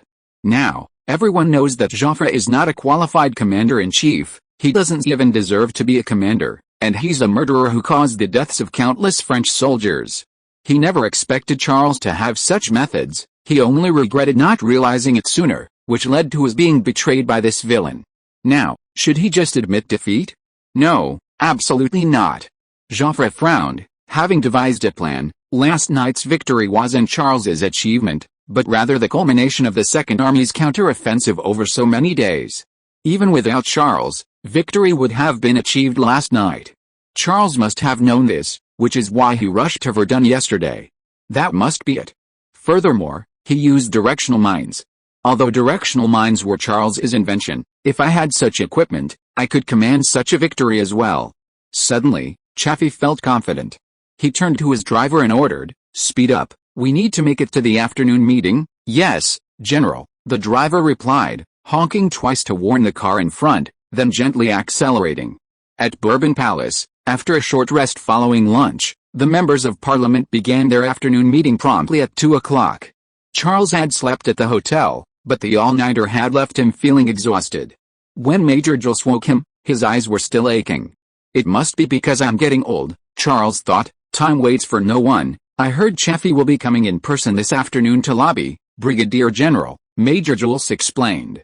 "I think it would be best if you were there, otherwise I wouldn't have woken you." Charles grunted and struggled to get out of bed. He really did need to see Chaffee, not because he was worried about his persuasive skills, but to deliver the final blow. As fate would have it, Charles arrived late, yawning, just in time to see a convoy parked in the square. Joffre, his portly frame propelled from the cars, strode quickly toward the House of Representatives with his head bowed. Major Jules' eyes flashed with disdain. He didn't want to deal with Joffre and therefore didn't bother to salute.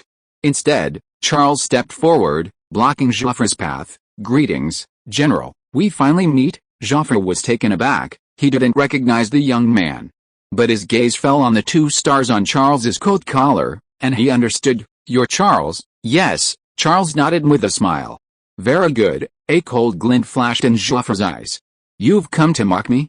But I'm afraid you'll be disappointed, Brigadier General. I won't be defeated so easily." "No, General." Charles shook his head. "I've come to remind you." "Remind me?" Joffre narrowed his eyes. Charles leaned closer, his smile unwavering, and lowered his voice, saying, "The intelligence from the British, I mean Balfour, was leaked by me." He nodded warmly to Joffre, then turned and led Major Jules into the House of Representatives. Joffre was completely bewildered. He didn't understand what that meant. But after only a few steps, he suddenly remembered the CIA intelligence. The Germans' real target is likely Balfour. All their actions at Verdun could be a feint. Good heavens! Joffre stood frozen, staring at Charles's retreating figure. It was all this guy's doing. He had deliberately misled him into transferring troops to Balfour, leading to the defeat at Verdun. That bastard! Joffre, his face flushed with rage, stormed into the House of Representatives, shoving Carnes, who was awkwardly facing his members, off the stage. "Gentlemen," Joffre's eyes blazed with fury as he clenched his fist and waved it in the air, "let me tell you the truth. What you've seen isn't the truth. It's all a conspiracy by Charles. He misled the British, and then used them to mislead me. We've all been fooled." A member of Parliament asked doubtfully, "What are you referring to, General?" Joffre glanced at Charles and replied, "Intelligence, gentlemen. The British intelligence suggests that the Germans' attack on Verdun is a feint. Their real target is Balfour. This intelligence was leaked by Charles. We've all been deceived by him." Joffre pointed angrily at Charles, his fingers trembling with rage. "He's the real mastermind. He actually used such despicable means to pass on false intelligence to me, using methods used against the enemy, against his superiors, against his commander-in-chief. He's the one who killed the soldiers at Verdun. He disregarded national security, disregarded military discipline. We should send him to a military court, to the guillotine." All eyes turned to Charles. Charles spread his hands, replying helplessly, "I admit it, gentlemen. I did it all." The councillors burst into laughter. "Unbelievable. Joffre is this kind of person." "Yes, he shifted the blame to Foch. Foch was dismissed because of it, and now he wants to shift the blame to Charles. Is he crazy? Charles has no reason to do this. Joffre can't win a single battle, while Charles is invincible. No, no, Joffre cried out, flustered on the stage. What I said is true, Charles told me himself. This is the truth. But no one believed Joffre's words. Some looked at him with pity, hatred, and pathetic eyes.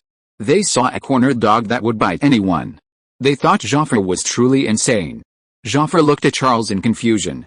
Charles had a faint smile on his face, his eyes full of disdain. Joffre suddenly realized that this was what Charles truly wanted. He had fallen into Charles's trap once again. Chapter 488 Strength. The vase shattered beyond repair. Joffre was defeated, utterly defeated, with no chance of recovery. The reputation he had built up over years through propaganda vanished, replaced by infamy. People whispered among themselves, I heard Joffre is trying to shift the blame onto Charles, saying it's all Charles's fault. I've heard that too. He'd do anything to keep his position as commander-in-chief. It's not hard to imagine he'd sacrifice anyone for this position, including General Foch and Charles, not to mention the soldiers. The major newspapers were reporting on Joffre, no longer concealing the truth, no longer whitewashing it as before. Because everyone knew the truth, whitewashing would only lead to the newspapers being abandoned by the public. Soon, newspapers in England, America, Italy, and even Russia reported on the incident, with different headlines but similar arguments. What Charles could achieve in a day was something Joffre could never reach in a lifetime. So, was Charles too outstanding, or was Joffre too incompetent? Or both. Newspapers also reviewed Joffre's time as commander-in-chief, finding that aside from the achievement of seizing the title of Guardian of Paris from Gallieni, he had almost no other military achievements. This led to further reflection. Why had such a general remained commander-in-chief for so many years? Was there something wrong with the French system? At this point, Gallieni certainly wouldn't propose promoting Joffre to marshal. Even if he did, Parliament wouldn't approve it. Because Joffre was no longer a symbol, no longer a source of morale. If he was a symbol, it was one of incompetence and shamelessness. In the city defense headquarters, Gallieni leaned against the headboard, a pillow under his back. Since his injury recurred, Gallieni always felt weak, and his wound throbbed frequently. Charles placed a basket of apples on the table and took out medicine he had just received from the hospital, putting it in a drawer. The doctor said you should eat more fruit and liquids, Charles instructed. Like mashed potatoes. I've already spoken to Lieutenant Colonel Fernand. From now on, you'll have mashed potatoes with every meal, or vegetable soup. Gallieni gave a blank feeling a pang of gratitude, but he didn't want Charles to see it. Gallieni thought Charles would think he was just a pitiful old man, unable to even eat without Charles. Wait, Brigadier General, Gallieni called after Charles as he was about to leave. Yes, General. Charles looked at Gallieni with a puzzled expression. He had an appointment with Steed, and it was almost time. Gallieni gestured towards the door. Charles understood and closed the door, then realized what Gallieni was about to ask. Sure enough, Gallieni lowered his voice. That's true, isn't it? You must let Joffre with intelligence for the British, Charles readily admitted. More than that, Charles nodded but didn't speak. But Gallieni understood. Major General Christine, he's one of your men. This wasn't hard to guess. There were two reasons why Joffre made such a wrong judgment, intelligence and Major General Christine's theory. The former drew Joffre's attention to Belfort, making him believe it was the Germans' real target. The latter led Joffre to move the artillery from Verdun. Gallieni sighed. I won't comment on whether this was right or wrong. Because I also think Joffre is unsuitable to be commander-in-chief. But I find it hard to agree with the process you used, Gallieni added. Do you know how many military regulations this violated? Joffre is right, he has grounds to court-martial you. You're using any means necessary, General, Charles replied calmly. As long as the result is correct, the process doesn't seem to matter. Just like when we face the enemy on the battlefield, killing him and surviving is what matters. Nobody cares about the process. Gallieni didn't know how to respond for a moment. He vaguely felt that Charles's ruthless methods against Joffre were because of him. The moment Gallieni awoke in the hospital, he knew Charles wanted revenge, a brutal revenge. But Gallieni hadn't expected Charles's revenge to be so thorough and resolute. Even Gallieni felt a lingering fear. The salty sea breeze caressed Dunkirk, night fell, stars twinkled, and moonlight cast shimmering silver shadows on the sea, reflecting off the distant lighthouse. Outside a three-story villa on the outskirts of the city, Fully armed British soldiers stood at the gate, while several snipers lay hidden in the shadows, ready for action. This was the headquarters of the British Expeditionary Force. Lieutenant General Haig, commander of the First Army, and Kitchener were discussing something under the lights of the second-floor command post. The image above shows Lieutenant General Douglas Haig, commander of the First Army of the British Expeditionary Force. He was a former subordinate of War Secretary Kitchener in India and was promoted by Kitchener. "We need to focus on more than just military matters, General," Kitchener said, standing by the window with a glass of wine, his gaze sweeping over low-rise buildings to the moonlit seascape. "When you reach a certain height, you need to focus on politics. And military affairs must always be subordinate to politics. When they conflict, the political needs must be considered first." Lieutenant General Haig noticed Kitchener's glass was almost empty and got up to refill it. "But Your Excellency," he said, "I don't think our current situation conflicts with political needs." Kitchener smiled slightly. "Think of our countless colonies, General. Some are on the other side of the world, beyond our reach, with negligible troops stationed there. What do you think makes them still willing to submit to the rule of the British Empire?" Lieutenant General Haig paused, then replied, "Strength." "Yes," Kitchener nodded. "It's about strength. If they don't obey, our army will crush them like bugs, leaving only a stench and mangled limbs struggling in agony." Kitchener turned to Haig, raising his cup. "But now, the French, under Charles's leadership, are advancing relentlessly. They've recaptured the Belgian capital, Antwerp, and established a foothold at Verdun, while we're doing nothing in Dunkirk." Haig understood. He nodded slightly. "The world sees France's strength and the decline of the British Empire. This will cause us to lose control our colonies." Kitchener hummed in agreement. "So, we can't just sit here and reap the benefits, General. We need a plan, a successful offensive plan, or at least stand on the front lines and fight the enemy." Chapter 489 Military merits are not necessarily earned on the battlefield. "But what are we to do, Marshal?" Haig looked at Kitchener with a bewildered expression. "I mean, Charles's troops successfully infiltrated Antwerp and captured hundreds of thousands of Germans, which has pulled us out of the war zone and into the rear. Haig and his troops had once enjoyed this peace, but it seemed that this life was coming to an end." Then Haig spread his hands. "We can't just walk into Antwerp and ask Charles to hand over the defenses to us, can we?" "No, of course not," Kitchener replied. Just then, a car headlight flashed outside the window, and a car slowly slowed down and stopped outside the gate for inspection by the guards. "He's come at just the right time," Kitchener said. "Who?" Haig stood up in confusion and looked at the car downstairs. "Someone who can get our troops onto the battlefield and show their strength," Kitchener replied. After getting out of the car, Nibbler went up the stairs. He paused at the door for a moment, carefully straightened his uniform, stretched his shoulders to relax, then put on a smile before pushing the door open and entering. The image above shows Nibbler, of British and French descent, his mother being British. He possessed excellent oratory skills and fluent English, maintaining good relations with the British.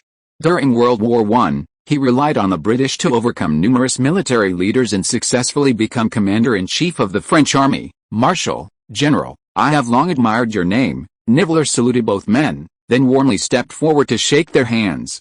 Kitchener gestured for Nibbler to sit on the sofa in front of them and introduced him to Haig, Major General Nibbler, commander of the Third Army. Haig politely bowed and shook hands with Nibbler. As he sat back down, he glanced at Kitchener with a puzzled expression. He didn't understand Kitchener's purpose in bringing such an ordinary major general to him. Kitchener didn't explain, he simply raised his wine glass towards Nibbler, handing the conversation over to him. Nibbler sat up straighter, trying to remain calm. "You must have heard about Joffre, General. He's been dismissed. The councillors are discussing whether to strip him of his military status." Haig nodded. "Yes, poor Joffre. Now he really is poor Joffre." Nibbler laughed in agreement.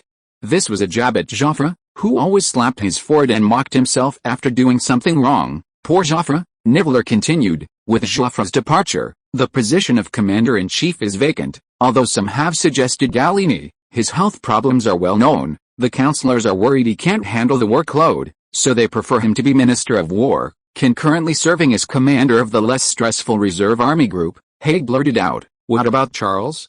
"Haven't you considered Charles?" "Of course, General," Nibbler replied, "but the councillors generally think Charles is too young. He's only a brigadier general, 18 years old, which makes it difficult to convince them."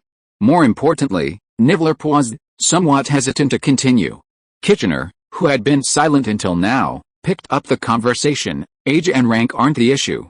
Anyone can be commander-in-chief if they have the ability. After all, even Joffre could. Several people chuckled knowingly. This had become a laughingstock in the military. Kitchener casually crossed his legs and continued. The main concern is that Charles has too much power in the military. Too much power. Haig looked at Kitchener, puzzled, then turned to Niveler. As far as I know, Charles only has an army of 20,000 men. Only 20,000 men, yet they're worried about his power? Indeed, General. Niveler nodded, but the key is his prestige. Haig suddenly understood. The council wasn't worried about the number of troops Charles commanded, but rather his influence. Since the outbreak of the war, Charles had been invincible, and coupled with his status as a conscientious capitalist, he had won the hearts and minds of countless soldiers and civilians from the lower classes. Charles didn't have many troops, and his rank wasn't high, yet he had become the spiritual leader of the French people. If Charles were to become commander-in-chief of the French army and control the troops, Parliament would likely be rendered ineffective, and a military dictator would emerge. Haig chuckled. The French, they always prioritize internal strife. Then Haig thought of England, which seemed similar. He had no right to mock France. Niveler pretended not to hear, or rather, sitting there, he naturally conflated himself with the British. Others capable of being commander-in-chief of the French army also had their share of problems. Niveler continued. Foch was recently dismissed due to Joffre's influence. Parliament doesn't trust him much, believing he bears some responsibility for the misjudgment at Verdun. As for Pétain, it's because he insists on defensive doctrine, which the members of Parliament consider inappropriate. Haig nodded in agreement. Charles's surprise attack on Antwerp in one day, and his recapture of the Daumont fortress and defenses in another, was beyond the capabilities of defensive doctrine. The situation was now extremely favorable. It was time for offense. Appointing Pétain as commander-in-chief would inevitably lead to a shift to defense. Then Haig suddenly realized something and looked at Niveler in surprise. You wouldn't be planning to run for commander-in-chief, would you? Yes, General. Niveler nodded, his eyes gleaming with excitement. You're crazy. Haig's eyes widened. You're just a major general. There are many lieutenant generals waiting ahead, and several army group commanders. They are all candidates for commander-in-chief, and you're just a... Haig thought for a moment before remembering. A corps commander. Niveler looked somewhat embarrassed, unsure how to answer. Kitchener picked up the conversation. It has nothing to do with rank or position. If necessary, he will be a lieutenant general tomorrow. Haig immediately realized that Kitchener was also involved, or rather, the British.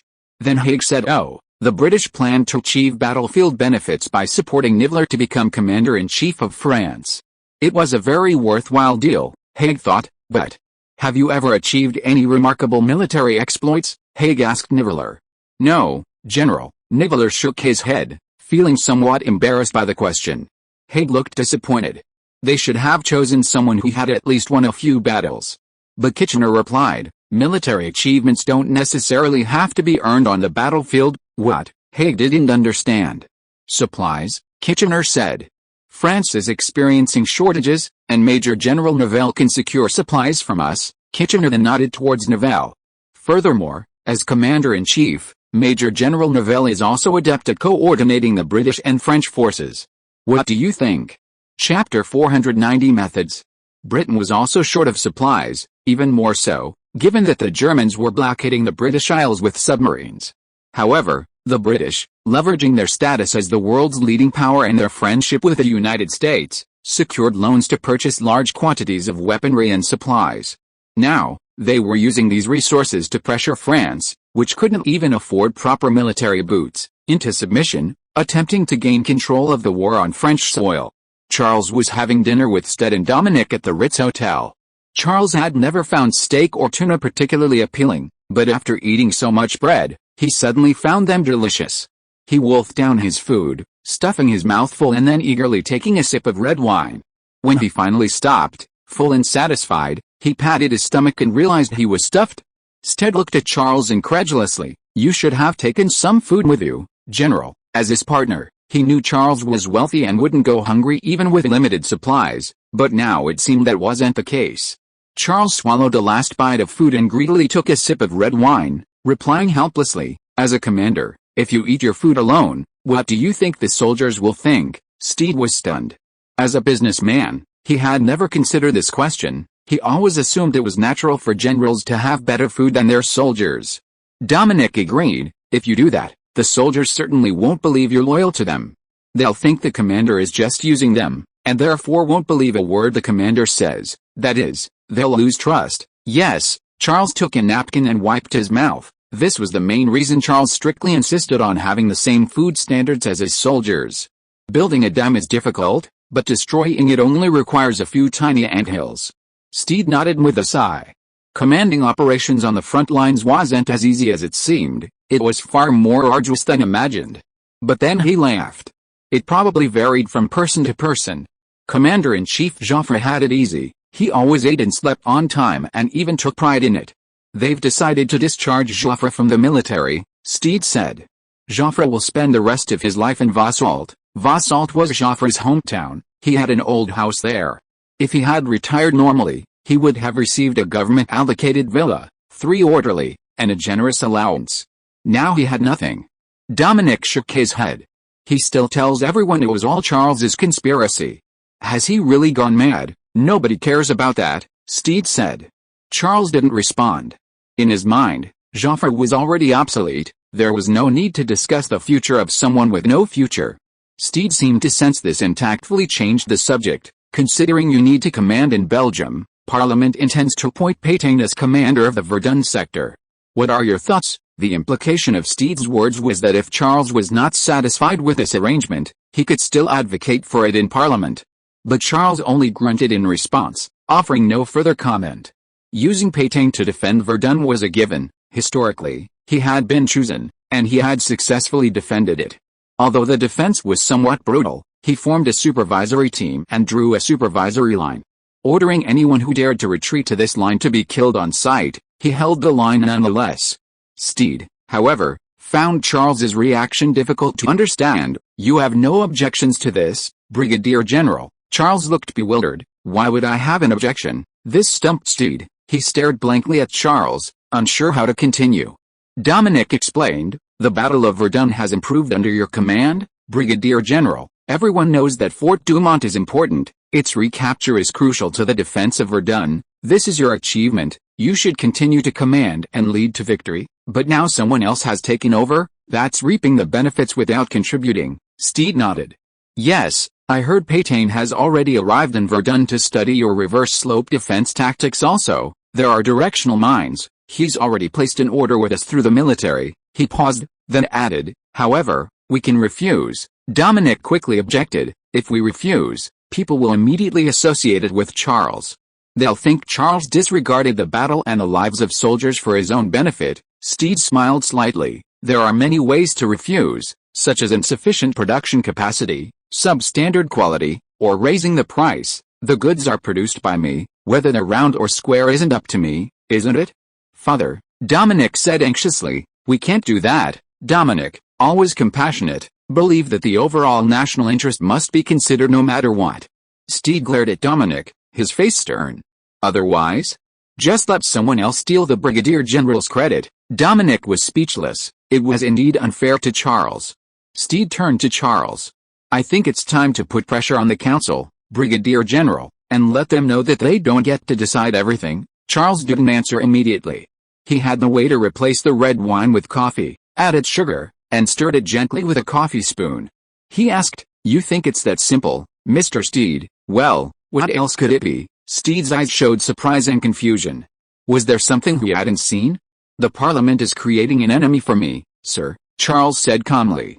If this continues, my prestige in the army will be unmatched, and they want someone to rival me. Steed said oh, and then realized, that's right, that's why they're intentionally giving the credit to Pétain. Using directional mines to pressure the Parliament will only play into their hands. Charles analyzed. They'd love to see my image crumble in the public eye, while Pétain is fighting a tough battle against the enemy at Verdun, and his prestige is growing daily. But what can we do? Steed asked helplessly. Let Pétain win this battle? His prestige will rise too. Charles's answer was simple, help him, and I'll even write down the key points of the reverse slope defense tactic in my notebook and give it to him. Steed looked astonished. Help his opponent? Charles added, the little daily news should also play a role. Steed suddenly realized. Yes. Put all this in the newspaper. If everyone knew that Pétain won with Seal's help and using Seal's tactics, then Pétain's victory would be overshadowed by Seal's glory. Pétain might even be grateful to Seal and not become his enemy.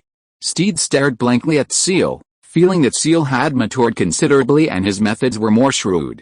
Dominic secretly breathed a sigh of relief, looking at Seal with both respect and admiration. Seal seemed to be able to easily turn all difficulties and crises into nothingness. Chapter 491 Landmines. Charles gave Pétain more than just these things. Charles thought, since directional mines have been developed, shouldn't there be ordinary landmines as well? Isn't Pétain skilled in defensive warfare? How can defensive warfare be without landmines? Reverse slopes plus landmines plus directional mines, it's practically a pre-planned strategy for the Battle of Verdun. No matter how Pétain plays, he can't escape my shadow. No matter how he fights, everyone will assume he's following my tactics, and they'll be absolutely certain of it. Thinking this, Charles took out his notebook and sketched out a modern, flat, round landmine. He also drew its internal structure next to it, explaining as he drew, the structure isn't complicated. When the target steps on the pressure plate, the fuse opens, and the internal spring mechanism pushes the firing pin forward, striking the percussion cap and causing it to explode. Steed stood beside Charles watching. At first, he didn't understand, but after Charles' explanation, he realized, this is a landmine. He stared blankly at the drawing Charles had made. Landmines already existed in this era, but their large size made them inconvenient to carry. Furthermore, their unreasonable shape, complex structure, and difficulty in detonation led to their neglect. They only briefly appeared during the Russo-Japanese War a decade ago before disappearing without a trace, rarely used on the European battlefield. Charles's landmine design directly solved all these problems, reaching its final form. He believed it wasn't complicated and decided to go for it from the start. The image above shows a landmine from the Russo-Japanese War, designed for killing. It had a large explosive charge, large size, and heavy weight. Its wide base also made it difficult to bury. Its biggest drawback was its use of an electric detonator. The wooden box next to it served as the battery box, requiring temporary wiring and easily becoming damp and ineffective in combat. It took Steed a while to react. This is stuffing everything inside the mine body and using a fuse to detonate it. Having worked in the military industry for many years, Steed realized that this simplified many operations and made it easier to prevent moisture damage, representing a significant advancement in modern landmines. Dominic leaned closer, glanced at the size of the landmine, frowned slightly, and reminded him, Brigadier General, a landmine of this size is unlikely to kill the target. After all, it's buried underground, and a considerable portion of the shrapnel and explosive force will be absorbed by the soil. I don't intend to kill the target, Charles interrupted Dominic. What? Dominic looked at Charles, puzzled. Isn't the goal of war to kill the enemy? Charles calmly replied, No, Dominic, the goal of war is never to kill the enemy, but to achieve victory. Dominic paused, seemingly understanding something, a hint of sadness appearing on his face. For victory, humanity truly would stop at nothing. Steed still didn't understand. I don't think there's any difference between killing the enemy and achieving victory, Brigadier General. Steed was, after all, a businessman, even an arms dealer, so his understanding of arms remained superficial.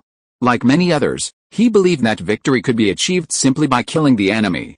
Father, Dominic explained.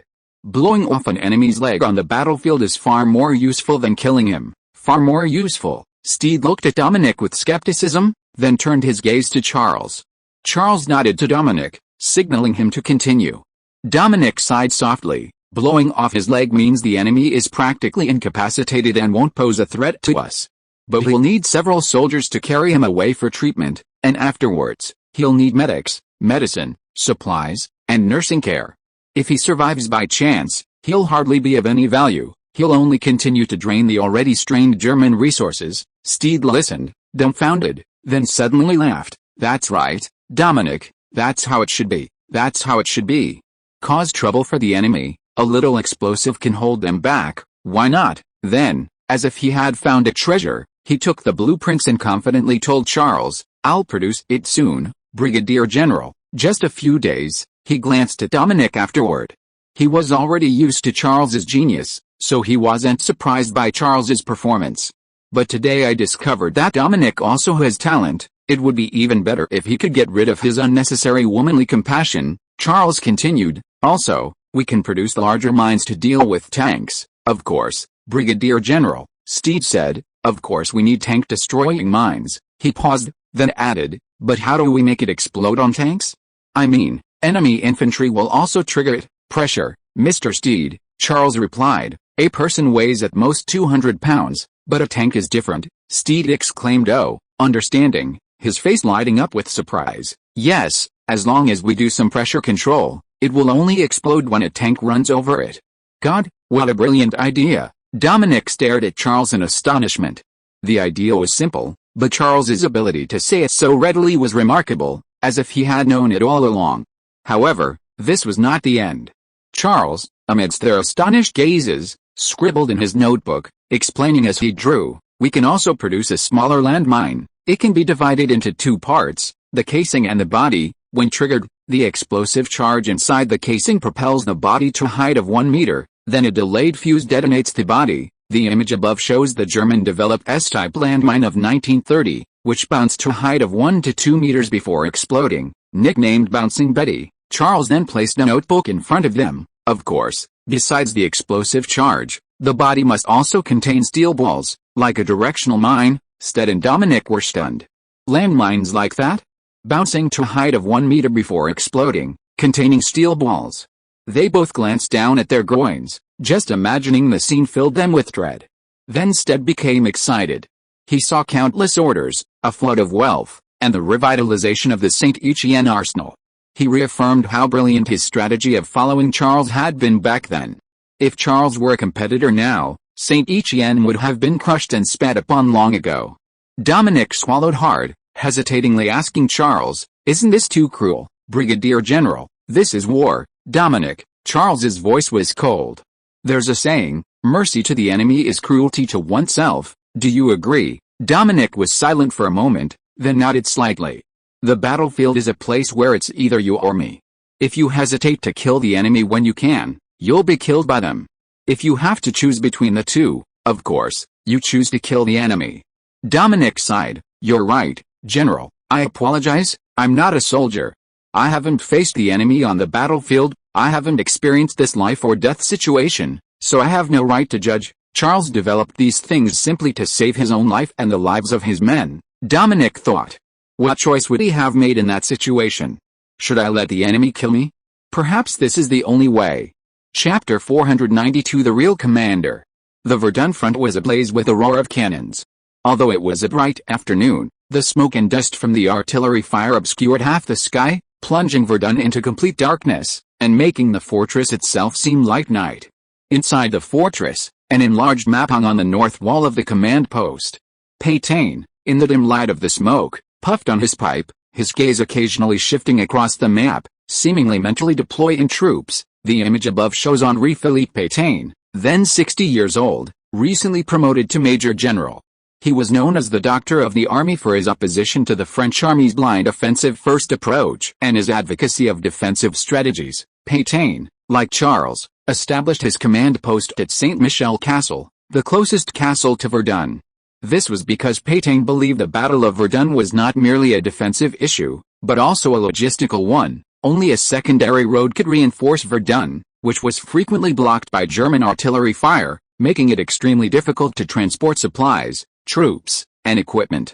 To change the course of the war, this situation had to be changed. However, this was not what Pétain was worried about. Pétain's gaze was fixed on the Souville fortress, the place where Charles had first used the reverse oblique tactic. Pétain had been there several times and was intimately familiar with the operational procedures. I can't use the same tactic, I absolutely can't. Otherwise, this battle won't be mine, it will be Charles's. Even if it were modified and used, it wouldn't be a problem, even if only slightly. But tragically, Pétain found that he couldn't modify it at all. It seemed he could only fight this way. Because only it could turn the Germans' overwhelming artillery into scrap metal, only it could hold off the enemy's attack with overwhelmingly inferior forces, and only it could alleviate the logistical burden. Pétain sighed softly, picked up his pipe, tapped it lightly against the corner of the wall, stomped out the ashes with his foot, and then put the pipe back in its box. Perhaps we should divide the troops into several parts, Pétain said, turning to Major General Lacoste. Let each unit rotate on the front line. This will maintain their organization and morale. Major General Lacoste hesitated. I don't think it's necessary, General. With a reverse slope tactic, the unit's daily casualties are only a couple hundred, and even less if the Germans don't attack. Before this, daily casualties were in the thousands, even tens of thousands. Now, suddenly reduced to a couple hundred, it's heaven for the frontline soldiers, hence the high morale. Seeing the change in Peytain's expression, Major General Lacoste added, of course, rotating them for rest is feasible. I have no objection, General. Peytain grunted in agreement and pointed to the map, saying, we should widen the roads immediately to secure supplies to Verdun. This is crucial, it determines the outcome of the battle. Yes, General, Major General Lacoste replied, standing at attention. However, Peytain saw disapproval in his eyes. Sure enough, Major General Lacoste hesitated before saying, General, I think the most urgent need is for directional mines. They might be even more important than widening the roads. The troops could operate without bullets or shells, and might not even need reinforcements. All they needed to do was continuously transport the directional mines invented by Charles. These mines could stop any advancing enemy. And directional mines didn't depend on roads, they depended on how many orders the government placed and how quickly Charles could deliver them. Peytain expressionlessly grunted in agreement. Was this guy hoping I'd beg Charles? Impossible. His tactical philosophy was completely different from mine. We should be enemies. General, a communications officer stepped forward to report, Major Jules wishes to see you. He says he brings Charles's suggestions, as well as a more complete reverse slope tactic. This instantly drew everyone's attention, including Major General Lacoste's. Everyone stared at the communications officer, their eyes gleaming with excitement and joy. God, a more complete reverse slope tactic. Did this mean the previous reverse slope tactic was only a part? Even a part could defeat the Germans so decisively. What would the complete version be like? Peytain frowned. What was Charles up to? But he couldn't refuse. Refusing meant disregarding national security and the lives of soldiers, and would earn him accusations of jealousy, prejudice, and arrogance. Peytain nodded helplessly, giving a muffled order, led him in. Major Jules, carrying a briefcase, entered, saluted both Peytain and Lacoste, and then took out a document from his briefcase, handing it to them. The Brigadier General gave me a diagram. He instructed me to explain the reverse slope tactics clearly. Major General Lacoste's eyes lit up. Thank you, Major, we really need this. Before the order was given, the staff officers swarmed around, seeing this as a great opportunity for learning and advancement. Of course, Peytain nodded, though somewhat resentful. He also wanted to know what the complete reverse slope tactics were like. Just moments ago, he had thought the reverse slope tactics were unchangeable and unimprobable, but an improved version had already appeared. Major Jules opened the file and pointed to the diagram, saying, the reverse slope tactic shouldn't just be one trench, gentlemen, it's multiple trenches layered for defense. A murmur of realization rippled through the crowd. We don't necessarily need directional mines, Major Jules continued. When the enemy attacks, we can abandon the first trench, or the second, or the third. Because our trenches are all sloped downwards, the enemy can never hide in them. Major General Lacoste agreed, that makes sense. The enemy always becomes our target from the higher ground. Major Jules nodded, but we must pay attention to the distance between the trenches. 30 meters is enough to throw grenades, but it's easy for the enemy to rush into the trenches and turn it into hand-to-hand combat. Therefore, it's best to widen the distance between the trenches downwards, and mark the coordinates of the forward trenches with a 75mm gun data. The staff officers exclaimed, fantastic. The 75mm guns will blow all the charging enemy into the air. The shells will cut the charging enemy in two at the trenches. In this way, we will have an advantage in both manpower and artillery fire in this local area on the reverse slope, even though our total strength is much smaller than theirs. Major General Lacoste was somewhat worried. He asked nervously, Major, does this mean we can't get more directional mines? No, Major Jules replied confidently. The Brigadier General will do everything in his power to ensure the supply of directional mines to Verdun. Not only that, but we will also provide Verdun with new types of mines, also invented by the Brigadier General. You are the first users. For Verdun, for France. A cheer erupted around him, and Major Jules shouted, for Verdun, for France. Peytain felt a sense of powerlessness. He suddenly realized that the one truly commanding this force and the Battle of Verdun was not him, But Charles. If you are listening to this novel on a channel other than Fanfic World, it means it was downloaded and re-uploaded without effort. We warmly invite you to visit our channel, Fanfic World. There you will find the original version of this story and many other novels of various genres. We look forward to seeing you dive into a world of incredible novels. Chapter 493 Cooperation with Pétain. Soon, news of Charles's assistance to Verdun spread throughout the streets and alleys of France, and major newspapers rushed to report it. The Le Petit Journal stood out, writing, "It's unbelievable that he's still going to such lengths to help Verdun, even though it's no longer his territory. Even if they win the battle, the credit will go to Pétain. Doesn't he know that?" No, Charles knows, but Charles doesn't care about fame or fortune. He cares more about the safety of the nation and the lives of his soldiers. Thinking from this perspective, we can understand why Charles did this. It's undoubtedly a noble quality. People cheered loudly, and discussions of Charles's selfless act filled the streets. He not only possesses military genius but also a great soul. I think it's related to his age and experience. He's only 18, almost untouched by politics and capital, which is why he's different from other politicians and capitalists. France needs generals like him who can abandon personal gain to unite the army. He can lead us to stand together against external threats. Le Monde, however, remained low-key, as it was a newspaper directly controlled by Charles. However, a few days later, the report began detailing the role of the new type of landmine in Verdun. The most common is an anti-personnel mine, its advantages being its simple structure, low cost, and ability to be mass-produced in a short time. This anti-personnel mine, combined with reverse slope fortifications, almost rendered the enemy unable to advance. Then came an anti-tank mine, which, buried in the passages between the high ground, had already destroyed several tanks. The most formidable is a bounding mine, which can bounce to a height of 1 meter before exploding, causing widespread casualties among enemy infantry. The Germans trembled at the mere mention of it.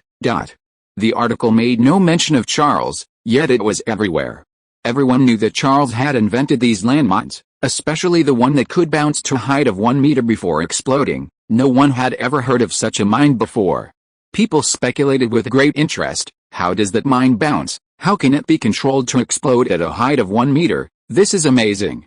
Charles's inventions can conquer all. He always surprises us. Everything unfolded as Charles had predicted. Charles knew that under the pressure of war, people would naturally gravitate towards generals who could win battles, as this would bring them a sense of security and pride, and even save their lives. However, Charles felt he should still meet with Pétain, otherwise, the 60-year-old Pétain might be driven mad by this public opinion and atmosphere, or simply swallow his pride and become Charles's enemy. Charles was right. That afternoon, when Charles arrived at the Saint-Michel fortress and met Pétain, Pétain didn't give him a friendly look. "Isn't this Mars of France?" Pétain stared at Charles with undisguised sarcasm. "You're here to teach me how to fight, aren't you?" "I'm listening." "No, General," Charles replied. "I'm here to cooperate with you." "Cooperate?" Pétain chuckled. "We've always cooperated. Look, I'm using your tactics and equipment right now." Pétain cursed inwardly. He must be here to mock me. I'm like a puppet on a string in his hands, and I can't refuse. Now, he wants to cooperate with me. However, Pétain secretly admired Charles. He knew that the reason he was treated like a puppet yet unable to refuse wasn't for any other reason than that Charles's solutions were always the optimal solutions that couldn't be changed. Or, if changed, it would come at the cost of soldiers' lives or the defeat of the battle. For example, anti-personnel mines, anti-tank mines, bounding mines. Could he refuse? Charles didn't take Pétain's sarcasm to heart. Pétain wasn't the kind of person who was pedantic, he just needed a way to save face. As he got older, his temper sometimes became childlike, and he was unwilling to be defeated by an 18-year-old at his age. "I know our operational philosophies are different, General," Charles said, "but that won't be an obstacle to our cooperation, because we have a common enemy." Pétain raised an eyebrow. "A common enemy? You mean the Germans?" "No, you can defeat them all by yourself, you don't need me." This was exactly what Pétain was thinking. He watched Charles's new tactics and equipment enter Verdun one by one, and right under his nose, they took effect, causing the Germans to suffer a crushing defeat. Sometimes, he couldn't help but lament that he was out of touch with the times. Charles sighed inwardly. This was where he had wronged Pétain. Pétain's defensive tactics were originally timely, perfectly suited for trench warfare in World War I. But Charles had elevated the tactical level of both sides, ultimately leaving Pétain behind and rendering him out of touch. "No, General," Charles said seriously, "I'm not referring to the Germans." Pétain looked at Charles with suspicion, but said nothing. "This guy is definitely waiting for me to ask," Pétain thought, "but I won't." To conceal his true feelings, he opened the documents in front of him, pretending to review them, signing them while replying with feigned composure, "If it's not about the Germans, there's no need to talk about it, Brigadier General, I'm busy." Charles ignored him and continued, "You surely don't know who's succeeding as Commander-in-Chief, am I right?" "It's Niveler, General." Pétain paused, looking up at Charles in surprise. "No, he's just a corps commander, a major general, and has no achievements." "I know," Charles nodded, "he used to be your subordinate. While you were fighting here, he was pulling strings behind the scenes, trying to become Commander-in-Chief of France and lead us in battle." Charles had gotten this information from the Madam in White. He wasn't surprised at all, it was something that had happened to him before. Pétain slowly closed the documents, stared blankly for a moment, then sighed softly. He didn't harbor any resentment that a former subordinate would become Commander-in-Chief. This was common in the army. But Pétain knew Niveler. He knew Niveler wasn't a competent commander, even worse than Joffre. Charles voiced Pétain's thoughts. "Joffre is simply incompetent. He always delegates tasks to others. Nivelle, on the other hand, is ignorant yet arrogant. Such a man as Commander-in-Chief of France would be a disaster, wouldn't you say?" "This isn't something I alone can stop, General." Pétain looked at Charles with suspicion. "You seem to know Nivelle very well." Charles, confused, "I have my intelligence channels, General." Charles was alluding to the lady in white, but the truth was quite different. Historically, Nivelle always claimed victory in a few days, yet always suffered defeat in protracted battles. To be precise, a crushing defeat. Chapter 494 Special Channels. Charles's cooperation with Pétain was not for Niveler's sake. Niveler's appointment as Commander-in-Chief was a foregone conclusion. He had British support, and the British possessed a large amount of supplies borrowed from the United States. This alone was enough to influence the choice of Commander-in-Chief. Furthermore, once Niveler became Commander-in-Chief, his decisions were beyond the control of commanders at Charles and Pétain's level. Above him were a group of lieutenant generals, who were the main decision-makers regarding strategic direction, not major generals like Charles and Pétain. Charles's actions were aimed at countering the Parliament, which he considered the real headache. The Parliament had decision-making power and was now relentlessly weakening Charles's influence, consciously cultivating enemies for him to divide and conquer.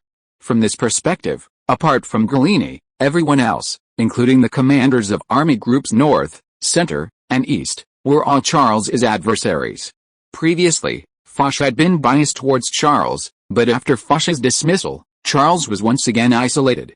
Ironically, Charles had the support of the vast majority of rank-and-file soldiers, but precisely because this threatened the interests of higher-ranking officers, this situation arose. Charles's attempt to win over Pétain was the first step in splitting this faction. In the midst of his busy schedule, Charles took a trip to Darvez. Not for business, but because he missed home. After months of traveling, sometimes even unable to return home while in Paris, Charles, constantly embroiled in power struggles, occasionally felt lonely and exhausted. He just wanted to return to that safe haven, even if only for a moment.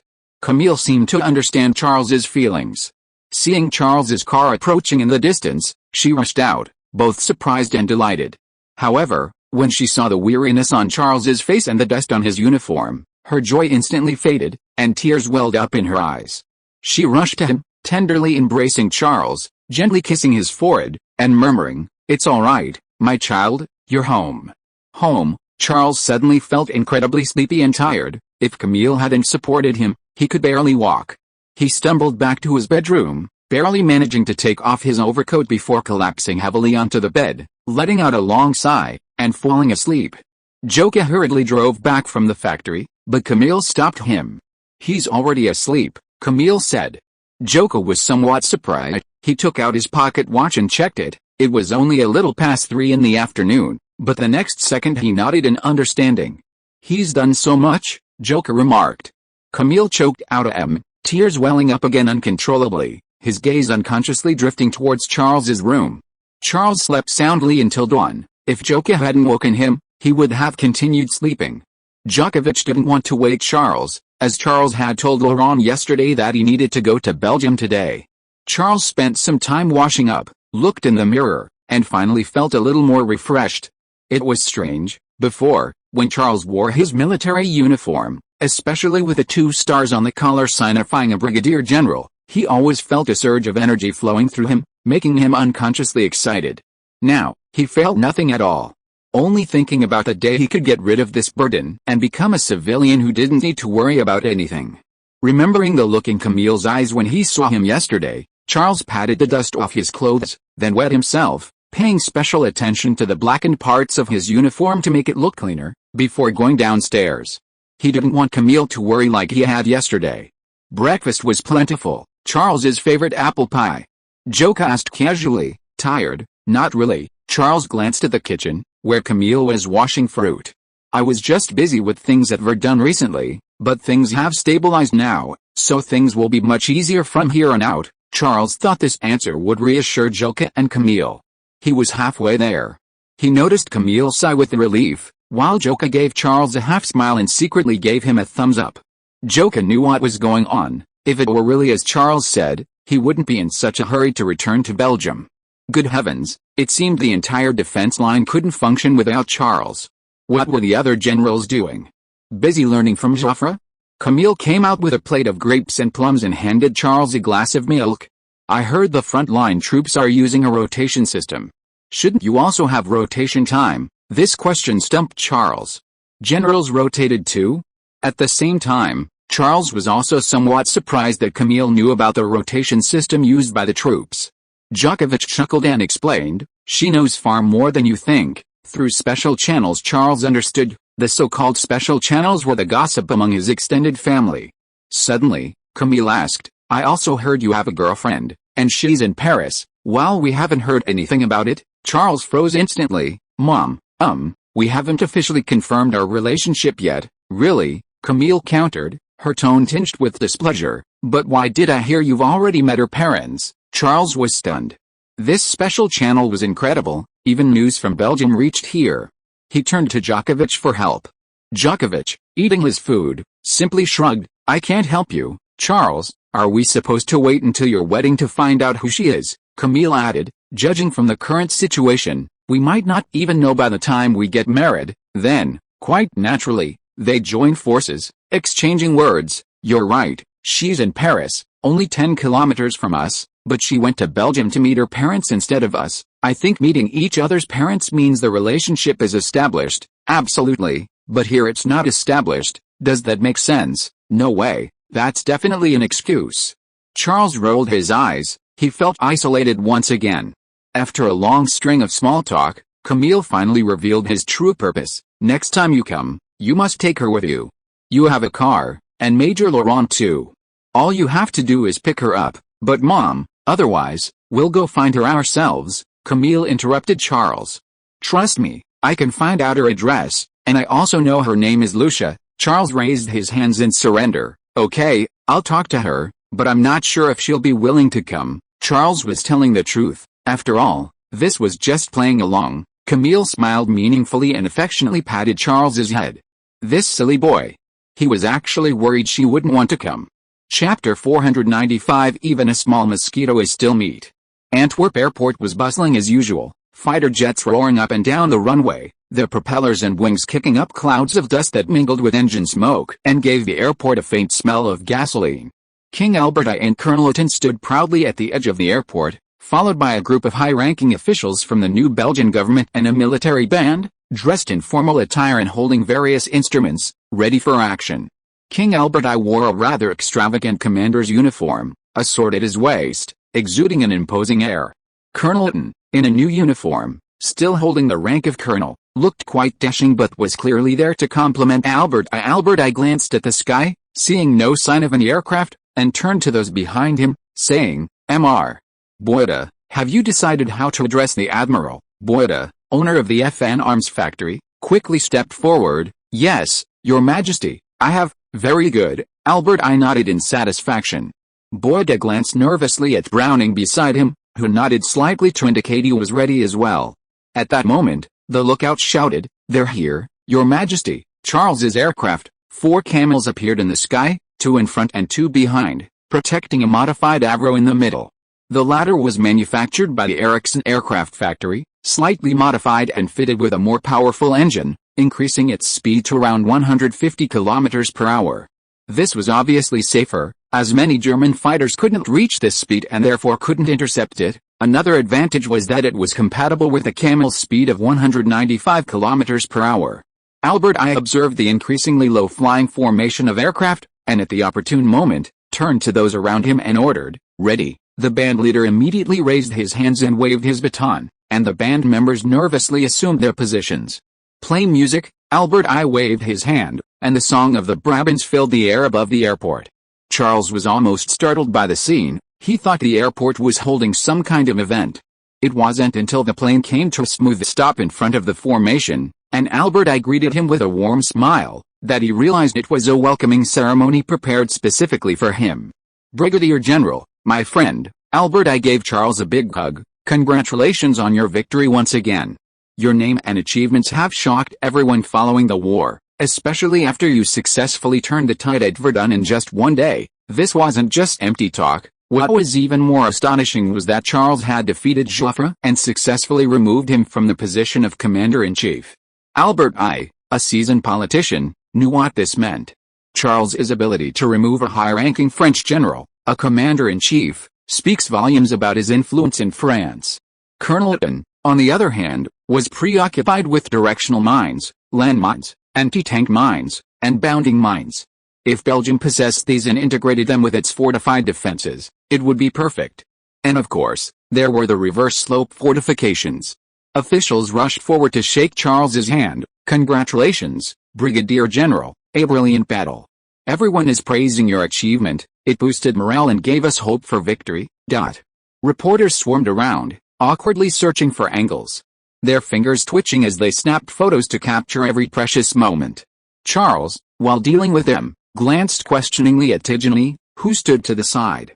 Tigny shrugged, replying helplessly, "It's not my fault, Brigadier General. I didn't leak the information. While you were still flying, news of your departure from Paris for Antwerp had already spread throughout France." Charles suddenly realized it was the Parisian gossip reporters doing. They had even arranged for people to stake out the Paris Flying Club 24/7, following Charles like a celebrity.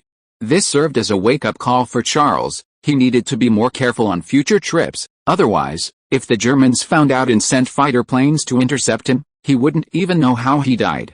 At the 1st Mechanized Division headquarters, Albert I, Colonel Eaton, and several others followed him in. "Is there anything else?" Charles asked. Then, without waiting for Albert I's reply, he said with dissatisfaction, "I don't like or need this kind of welcome, Your Majesty. I am a soldier. You don't need to treat me like a politician. Politicians care about relationships. Professional soldiers care more about life and efficiency." Charles believed that this kind of formal welcome only brought him uncertain risks. "Excuse me, Brigadier General," Albert I replied with a smile, "this is not for politicians, but for a triumphant hero, a hero of France, and even more so, a hero of Belgium. This is very important to us. It can inspire people to fight bravely against the invaders on the battlefield." Charles was speechless for a moment. Albert I seemed to be right. Just as France consciously promoted and publicized Joffre as a hero, Albert I had chosen Charles as the object of his publicity. Then Albert I stepped aside, passing the floor to Boyda. Boyda looked a little nervous. He stepped forward, removed his top hat, and bowed to Charles. "It's a pleasure to see you again, Brigadier General." Charles had almost forgotten about Boyda until he saw Browning beside him and suddenly realized, "FN Armory, yes, Brigadier General." Boyda was somewhat excited. Charles actually remembered him. "I'm glad we were able to cooperate on the Saint Etienne 2 machine gun," Boyda said. "Its production was very successful. We've come here hoping to obtain permission for further cooperation." "What kind of cooperation?" Charles asked. "We hope to obtain production licenses for directional mines and landmines." "What do you think?" Boyda then added. "Profit sharing will be the same as before, 50-50, Brigadier General." Charles glanced at Albert I and Colonel Eaton, and seeing the expectation in their eyes, he seemed to understand that this was another deal brokered by Albert I. Charles had originally considered deploying landmines in Belgium for a fortress defense system, which was far more effective than barbed wire and trenches. Most importantly, it allowed for information asymmetry. The enemy didn't know where the minefields were, and had to proceed with extreme caution and fear wherever they went. Meanwhile, the personnel and vehicles could quickly infiltrate along known routes. Coupled with its simple production and low cost, it was practically tailor-made for a small country like Belgium. However, Charles immediately thought that since Belgium needed his help, why not take advantage of the situation? Even a small gain is still a gain. Besides, the FN Arms factory wasn't a small fry. Browning, the master gunsmith, was quite capable. Chapter 496 Bar Automatic Rifle. Driven by a desire to get something for nothing, Charles hesitated regarding the authorization of directional mines and landmines. This may seem like a small matter, but it concerns the life and death of France, Your Majesty, Charles said, looking at Albert I with sincere apology. As you know, we relied on these mines to hold off the German attack at Verdun. If the secret is leaked and the Germans discover our weakness, endangering Verdun's safety, the consequences will be unimaginable. I know, Brigadier General, Albert I quickly replied. But we are the enemy of the Germans, and we will strictly abide by their secrecy regulations. We also do not want the Germans to discover the mine's weakness. Charles shook his head slightly, looking troubled. I may not be able to help you, or at least not now. While saying this, he thought to himself, the Germans could dig up a few at any time and take them back for research. It's not really a secret. The biggest secret of landmines is that their location is uncertain. Unaware of the situation, Albert I grew anxious, but we desperately need them. Landmines can slow the German advance, and directional mines can inflict massive casualties on the enemy. This is very useful for the guerrillas, he added. If the guerrillas can win, it will also reduce French casualties and pressure. Brigadier General, Charles then realized that Albert I needed these things not just to build a fortified defense system, but also for the guerrillas, or rather, for Belgium's poorly trained army. It was a good idea. Landmines didn't require highly skilled troops. Even a civilian with no experience could deploy them after an hour of training. However, Charles remained silent. The more you need it, the more I'll offer. Boyda proposed an enticing offer. We're willing to give you more profit, Brigadier General. For example, you can get 60% of the profits. Landmines are low profit, high volume commodity. Even with meager profits, the huge demand would create substantial gains. But Charles remained unmoved. Sorry, sometimes equipment can't be measured by money and profit. Boyda glanced helplessly at Albert I. He had done his best, and further concessions would mean no profit. A hint of disappointment appeared in Albert I's eyes as well. At this moment, Browning took a small step forward and said, what if we have equipment to exchange with you, Brigadier General? Exchange? Charles turned to Browning, looking puzzled. He was secretly delighted. This guy had finally taken the bait. Yes, Browning nodded. A mocking smile appeared on Charles's lips. What do you have that's worth exchanging? A provocation. Charles hoped Browning would bring out his best. I've been researching a gun recently. Browning pulled a gray notebook from his pocket, opened it, quickly found a page, and handed it to Charles. It's a rifle, but it can fire continuously like a machine gun. It was a bar. Charles instantly understood from the sketch. The image above shows Browning's M1918 automatic rifle, or bar for short, developed in 1917. While it appears to be an automatic rifle, it was actually a light machine gun, but was used as such in an era before automatic rifles existed. Charles glanced at the sketch and asked knowingly, it looks more like a light machine gun, Mr. Browning. Yes, you have reason to think so, Browning explained. But its function is that of a rifle. I intend to use a thin barrel, eliminate the bipod, and make a series of simplifications, estimating its weight at only about 15 pounds. This fundamentally distinguishes it from a machine gun. We all know that machine guns must be operated by 2 or more people, while this is a single soldier weapon for infantry. Note, the bar weighs 14.5 pounds unloaded, while a rotary machine gun weighs 18.2 pounds. The difference is even greater with a magazine, as the bar is fed by a 20-round magazine, making it easier for a single soldier to operate without needing an ammunition handler. Hearing this, Tidjani, who was discussing the progress of the Verdun campaign with his staff a few meters away, was drawn to the words. A single soldier rifle capable of automatic fire? And using long-range, high-powered rifle ammunition? This was the dream of almost every frontline soldier, and even officers. Tidjani unconsciously put down what he was doing. quickly approached to examine the sketches, and asked Browning with a hint of doubt, "Can it really be made?" Browning nodded firmly. "I've even produced a prototype, General." "I believe it won't let you fail," Tycoon asked again. "You plan to use this rifle to exchange for landmines?" "Yes, General," Browning replied, but immediately added, "and directional mines, anti-tank mines, and bounding mines." This was the necessary meticulousness of an arms dealer, otherwise, it would be easy for someone to exploit loopholes. Tycoon turned his gaze to Charles, his eyes burning with fervor, as if to say, "Exchange it, Brigadier General, what are you waiting for?" "We need this equipment." Charles, however, remained calm.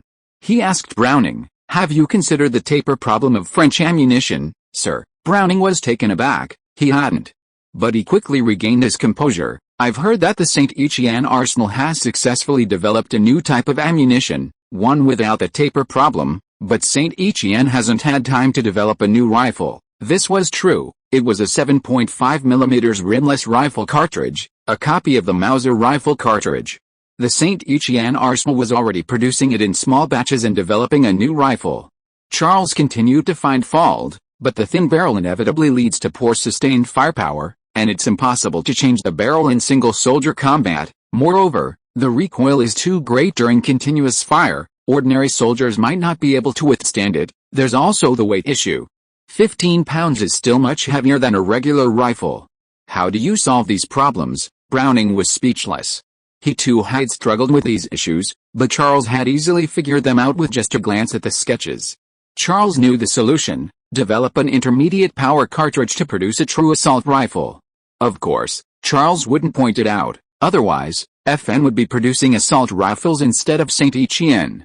After staring at the sketches for a while, Charles reluctantly replied, "Well, although it has many shortcomings, the battlefield might indeed need this kind of gun. I agree to the exchange, but it must satisfy me, at least achieving the performance you described." Browning nodded repeatedly. "Of course, Brigadier General, I guarantee it." Albert I breathed a sigh of relief and stepped forward to shake Charles's hand. "Thank you, Brigadier General, thank you very much." Charles sighed inwardly.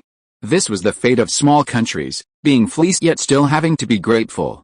Chapter 497 He Must Know. Upon exiting the airport, Albert I praised Boyda and Browning, especially Browning. He shook Browning's hand excitedly, saying, "Thank you very much, Mr. Browning. Without your new design, we might not have secured the production rights for these weapons. It's very important to us. I will remember your contributions to Belgium. If you have any requests, it's my duty, Your Majesty," Browning replied. He truly meant it. As an American, he had no concept of national contribution to Belgium. His actions were more for the benefit of FN and its own interests. Albert I understood this. He glanced at Boyda, seemingly hinting that he should try to retain this talent. Boyda nodded knowingly. Albert I didn't need to explain. Ever since Browning designed the first pistol, the M1900, for FN, the only thing he, as the company's owner, had to consider was how to keep Browning indispensable to FN. The image above shows the M1900 pistol designed by Browning in 1900. This pistol was used by On Young-jun in the assassination of Japanese Prime Minister Iro Haribumi and in the assassination of Lenin. Finally, Albert I instructed Browning, "I think we should prepare in advance, Mr. Browning. I mean, Charles may have many more amazing new weapons in the future, and we will still face this situation then." Browning nodded. "I understand, Your Majesty. I will design some new guns in advance." Albert I reminded him, "New guns that will interest Charles." "Understood." Browning sighed. "That's indeed not easy." Albert I got into the car with satisfaction.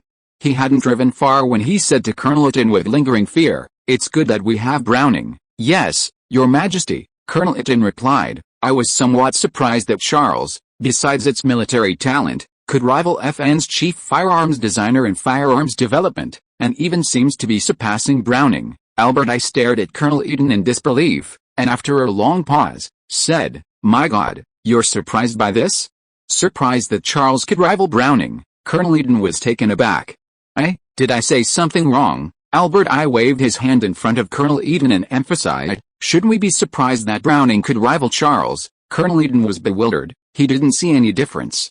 Then he said, "Oh, yes, Your Majesty, it was my fault. My God, who is Charles? He was a genius inventor who invented tanks, fighter jets, bombers, and a whole host of other equipment.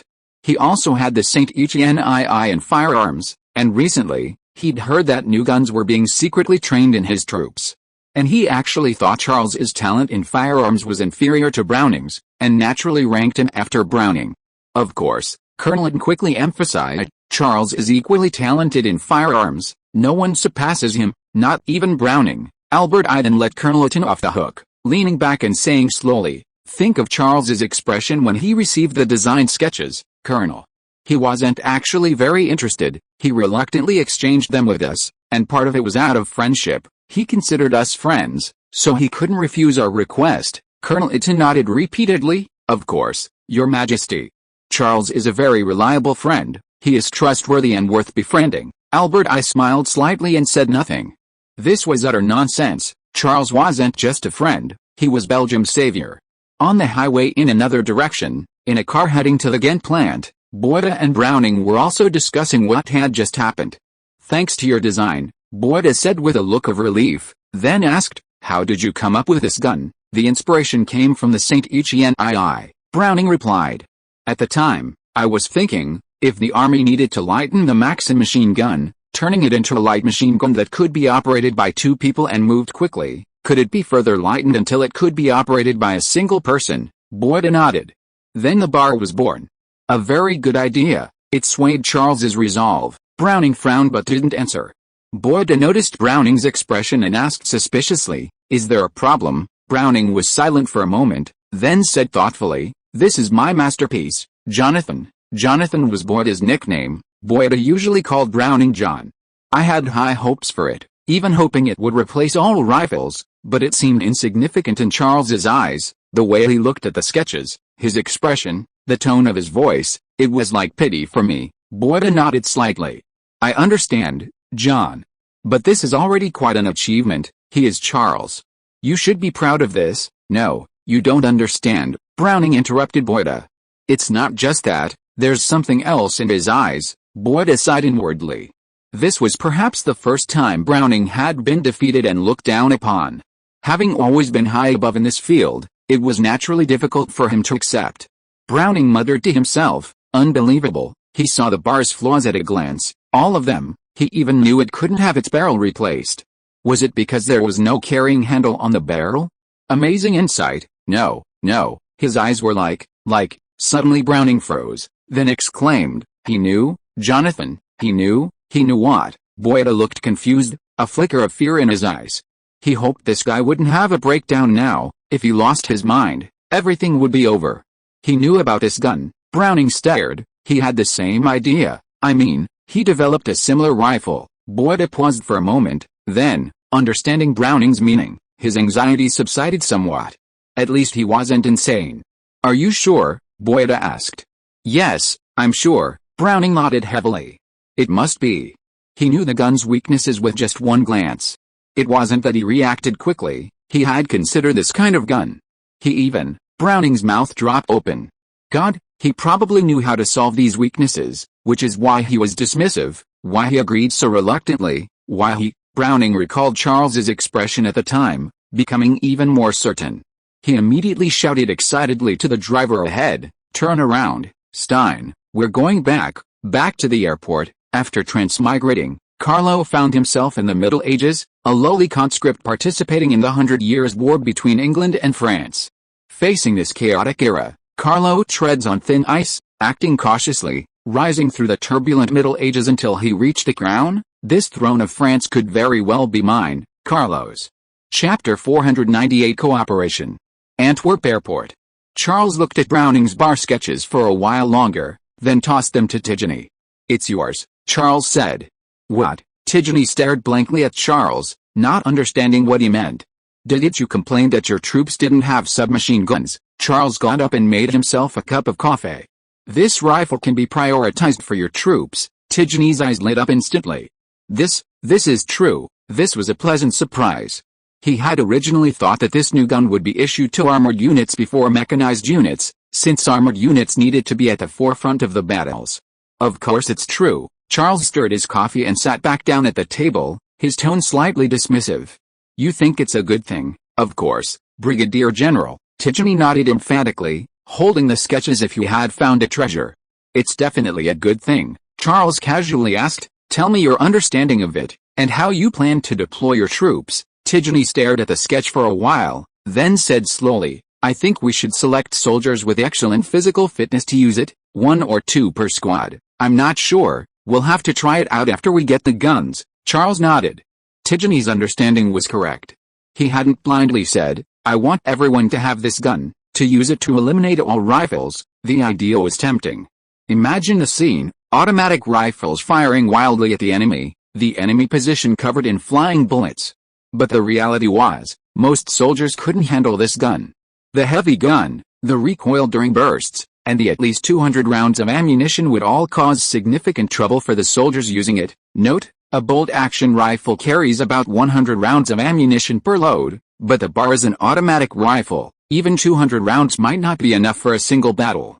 Modern automatic rifles typically carry 300 rounds. At that moment, a guard entered and reported, "Brigadier General, Mr. Browning and Mr. Boyda are back.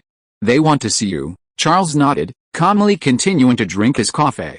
"You seem to know they'll be back." Tycoon looked at Charles with suspicion. Charles shook his head slightly.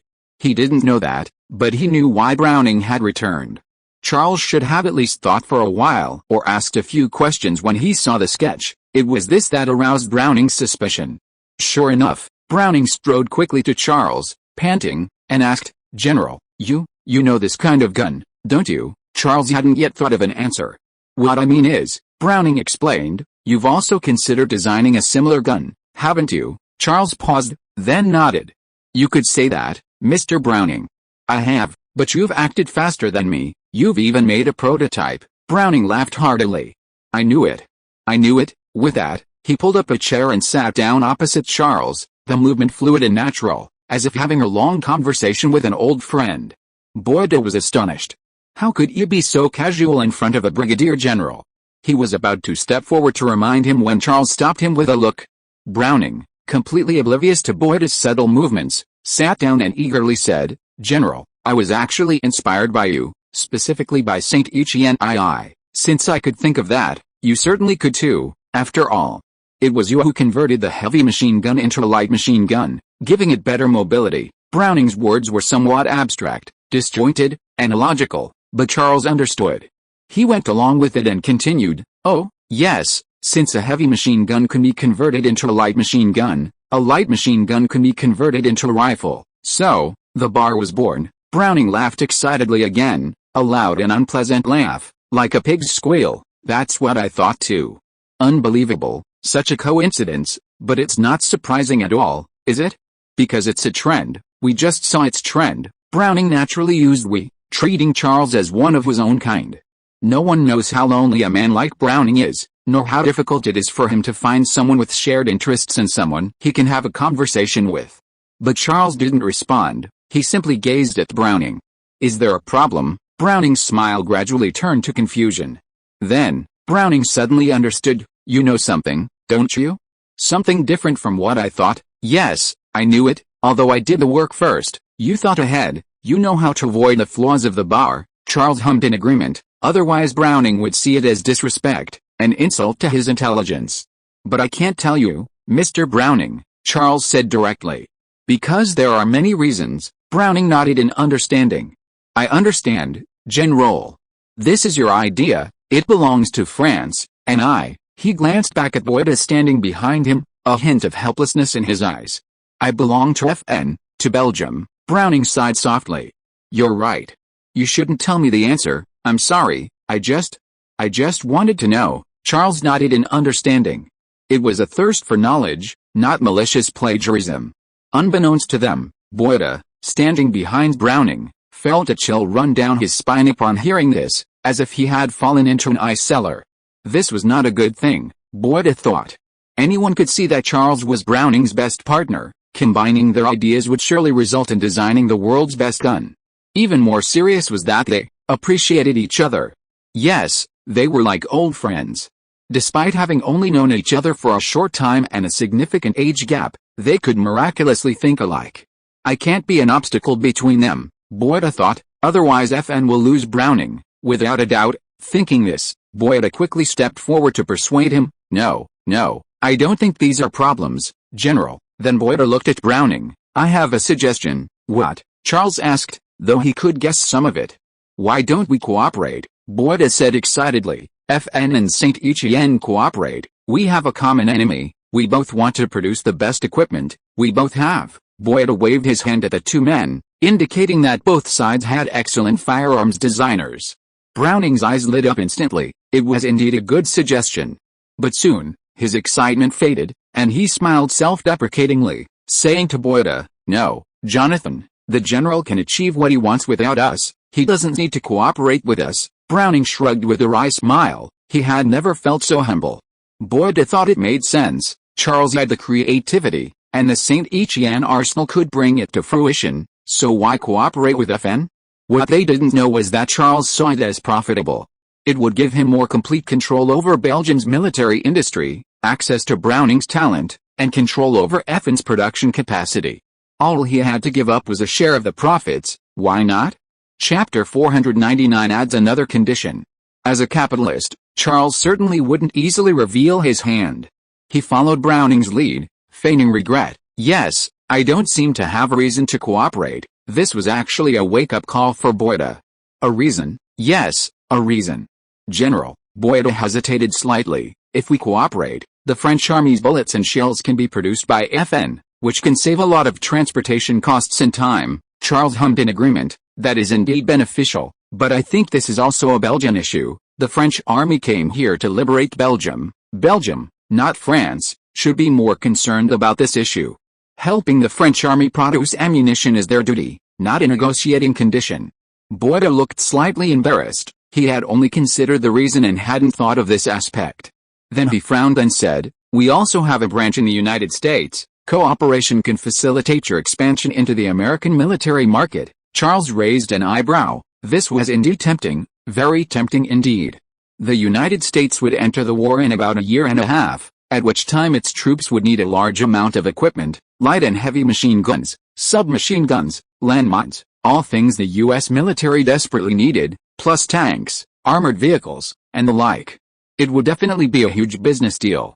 However, Charles still shook his head. Unfortunately, the United States is a neutral country, Mr. Boyda.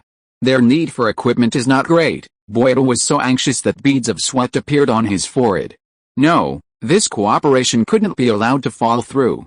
This wasn't just a matter of cooperation, it was also related to FN's future. Without Browning, FN might have to go back to producing motorcycles and bicycles. At this moment, Browning added, "Brigadier General, we can purchase a large amount of military and civilian supplies through FN's American branch. I've heard that France is currently in dire need of these." Charles was moved, truly moved. The war had been going on for more than a year, and France was experiencing varying degrees of shortages of both military and civilian supplies, some of which were extremely scarce, such as boots, canteens, household appliances, and machinery. This is also why the British could influence the selection of the French commander-in-chief based on their supplies. Seeing Charles's interest in this, Boyda immediately added, "That's right, and not only America, but also the Netherlands. It's a neutral country, and it borders us on land, making it easier for us to obtain supplies." Charles considered for a moment before slowly nodding. "Add one more condition." Boyda and Browning exchanged glances, both seeing excitement and anticipation in each other's eyes. "Yes, General," Boyda readily agreed, "as long as we can do it." September in Paris is the season for dahlias. Their fresh fragrance and vibrant colors swaying in the breeze add a touch of joy to the city. The image above shows dahlias in various colors, said to be the favorite of Josephine, Napoleon's lover, who often invited many dignitaries and socialites to enjoy them. Dominic has his own laboratory at the police training base, which allows him to design new guns while also managing the training base's work. Sometimes, Steed would try to persuade Dominic, "You could quit your job at the training base and focus on designing the new gun. I'll send someone else to handle that." But Dominic refused. "It's not just a job, father. It's a place to understand the army, to understand their needs. Only through full contact with them can I know what they truly want." Steed thought this made a lot of sense. One of the reasons for the previous decline of the Saint Etienne arsenal was the disconnect between design and reality. The products they developed weren't what the battlefield required. Charles was able to lead Saint Etienne to prosperity precisely because he personally led troops in combat and knew the real needs. Thinking of this, Steed stopped objecting. The laboratory was incredibly luxurious, the size of a basketball court, divided into 5 rooms, one for making gun barrels, one for producing parts, one for testing, and even a dedicated firing range. There were over 70 assistants and staff. To lighten Dominic's burden and design the new gun as soon as possible, Steed spent over £1 million to build a mini-gun factory there. However, Dominic found himself in a predicament. He was drawing under the desk lamp in his office, when suddenly he crumpled the drawings into a ball and threw them into a corner. The wastebasket was already full, and crumpled papers were scattered all around, all failed designs. They weren't exactly failures, but Dominic was too familiar with firearms. No matter what he did, he couldn't shake off the shadow of existing guns. His drawings would turn into Mausers, or simply rebadged levels. Dominic sighed heavily.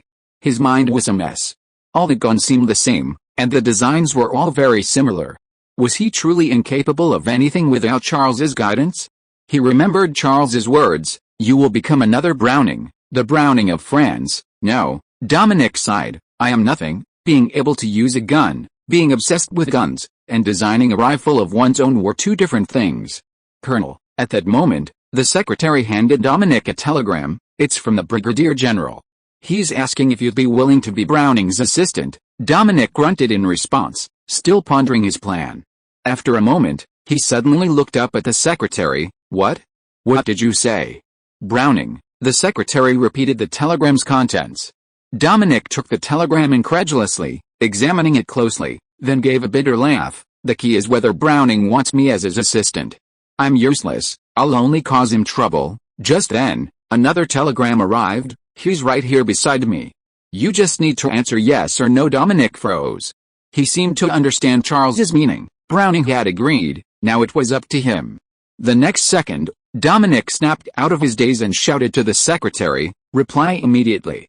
"Yes, wait." Dominic stopped the secretary who was about to leave, adding, "Add a few words, I would be honored." The secretary was somewhat surprised. Dominic, who is usually unconcerned with etiquette, had shown manners today. How could the secretary possibly know that Browning was a godlike figure in the field of firearms design, and becoming his assistant was an unattainable dream for countless people? Dominic paced excitedly around the office. Is it really possible to become Browning's assistant and design firearms with him? How did the Brigadier General convince him? God, is this a dream? Chapter 500: The Appointment of the Commander. In the conference room of the Century Hotel in Antwerp's center, amidst enthusiastic applause, the Saint Etienne Arsenal and FN Arms Factory officially signed a comprehensive cooperation agreement. Representatives Dominic and Boyda shook hands tightly, smiling at the flashing lights for a moment to allow reporters ample time to take photos. Albert I clapped his hands and glanced with satisfaction at Charles sitting beside him. The more interests Charles had in Belgium, the more at ease Albert I felt, hence his tireless efforts to promote the cooperation, even allocating state funds to subsidize FN. Browning seemed impatient, clapping. He looked down at Charles and asked, "So, what's the answer?" Charles smiled and calmly replied, "It's simple, Mr. Browning.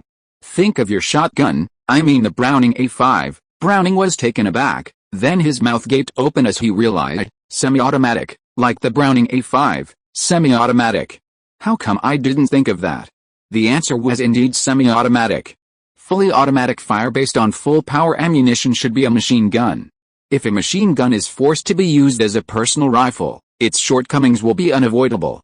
Moreover, this approach has a serious problem. When fired continuously from the handheld position, the large recoil and violent ricochet cause the bullets to fly erratically with virtually no accuracy, essentially shooting blindly. Semi-automatic fire is different. It's not much heavier than a bolt-action rifle, has the same ammunition capacity of around 100 rounds, and because the bullets are fired intermittently, it has high accuracy. Most importantly, every soldier can use a semi-automatic rifle, unlike a bar which requires selecting physically fit soldiers to operate. Therefore, it is the semi-automatic rifle, not the bar, that can completely replace bolt-action rifles. As for assault rifles that will eventually replace semi-automatic rifles, they must be based on intermediate power ammunition. Upon hearing the plan, Boyda couldn't help but exclaim, "The answer is only 3 words, semi-automatic." Yet we almost paid the price of an entire branch company. No, no, Browning replied, it's not as simple as it seems, Jonathan. This is the direction of development. Do you know what would happen if we didn't know this and went into full-scale production of the bar, even trying to replace bolt-action rifles with it? Boyda nodded in understanding. That's how it is in an era where creativity reigns supreme. A successful design can revive a company on the verge of collapse, and similarly, a flawed idea can bankrupt a thriving company. Charles's advantage lies in the fact that his ideas are always correct, whether in military or defense industry. When Charles returned to headquarters, he received two pieces of good news. The telegram was from Matthew. Since Matthew learned engine technology from the aircraft factory, Charles had put him in charge of the tractor factory's research and development, while DeJoker was responsible for commercial operations. After several months of hard work, our engine has finally reached 250 horsepower, and there's still room for improvement. I think the development of a new tank can be put on the agenda, Charles sighed inwardly. The Hort 75 they used back then only had 83 horsepower, and the more advanced Hort 120 only had 120 horsepower, but now it had climbed to 250 horsepower, more than doubling. Professor Fursenden's echo detector has been successful. After secret testing, it can now accurately detect submarines at a distance of 500 meters. Fursenden? Echo detector? Charles had almost forgotten about it. Seeing the word submarine made him suddenly remember that it was sonar for detecting submarines. Charles didn't think much of it and had his staff send a telegram back to Matthew, have Professor Fursenden continue his efforts to extend its detection range. At this moment, Tidgeny stepped forward with the telegram, his face serious. Charles asked, "Bad news?" Tidgeny didn't answer. Instead, he handed Charles a telegram. "Congratulations, you've been promoted to Major General. Your new uniform is on its way and is expected to arrive tonight." This could be considered good news, though Charles didn't care. Charles's gaze shifted to another telegram in Tidgeny's hand, which must have been bad news. Tidgeny nodded slightly, shook the telegram, and placed it in front of Charles. "The appointment and transfer of commanders can be seen as a consequence of you kicking out Joffre." Charles glanced at the telegram. Niveler promoted to Lieutenant General, appointed Commander-in-Chief of the French and Allied forces. This was no secret. Many people knew that Niveler's promotion was due to his connections with the British. Galien appointed Minister of War and Commander of the Reserve Army Group. This was also common knowledge. The 9th Army of Army Group North has been transferred to Verdun, and Lieutenant General Avis will lead the British 1st Expeditionary Force to take over the Antwerp defences. Charles looked at Tidgeny in astonishment. The British 1st Expeditionary Force? They transferred the 9th Army and replaced it with the British Expeditionary Force. Yes, Tidgeny nodded helplessly. Charles's troops were already on the Antwerp defences, but they were Air Force, armoured, and mechanized units, and the infantry stationed there needed to coordinate with Charles. Now, however, they had transferred the French 9th Army and brought in the British Expeditionary Force. "I don't know what they're thinking," Tidgeny said, frowning. "Cooperating with the British Expeditionary Force? The soldiers don't even speak the same language, their equipment and ammunition are different, not to mention the differences in tactics." He then went on to complain, "We'll be busy from now on. The first thing we'll have to teach them is how to read flag signals, and how to communicate with the aircraft, how to coordinate with the armored units." Charles was silent for a moment, then interrupted Tidgeny. "Is that all you're worried about?" "What else?" Tidgeny countered. Charles chuckled softly. "Think about it, General.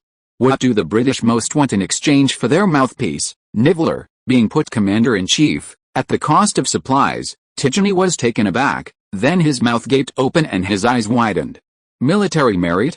You mean, the British are here to steal military merit?" Charles nodded slightly. "So, what you're saying doesn't apply. The commander isn't me, but this." Charles glanced at the telegram. "Lieutenant General Elvis. He's a lieutenant general, and I'm a major general, and you're a major general too. Of course, we have to obey his command." Tidgeny was stunned. "Then, under his command, we'll charge into the enemy's fortress, achieve victory after suffering heavy casualties. And the credit will be his." "That's pretty much it," Charles said. "Maybe there are other methods as well. The British are unbeatable when it comes to shamelessness, and they can even find a gentlemanly and respectable reason for it." End of this chapter. Thank you so much for reading until the end. Don't forget to give it a like. Looking for more exclusive content and immediate access? Subscribe to our Patreon.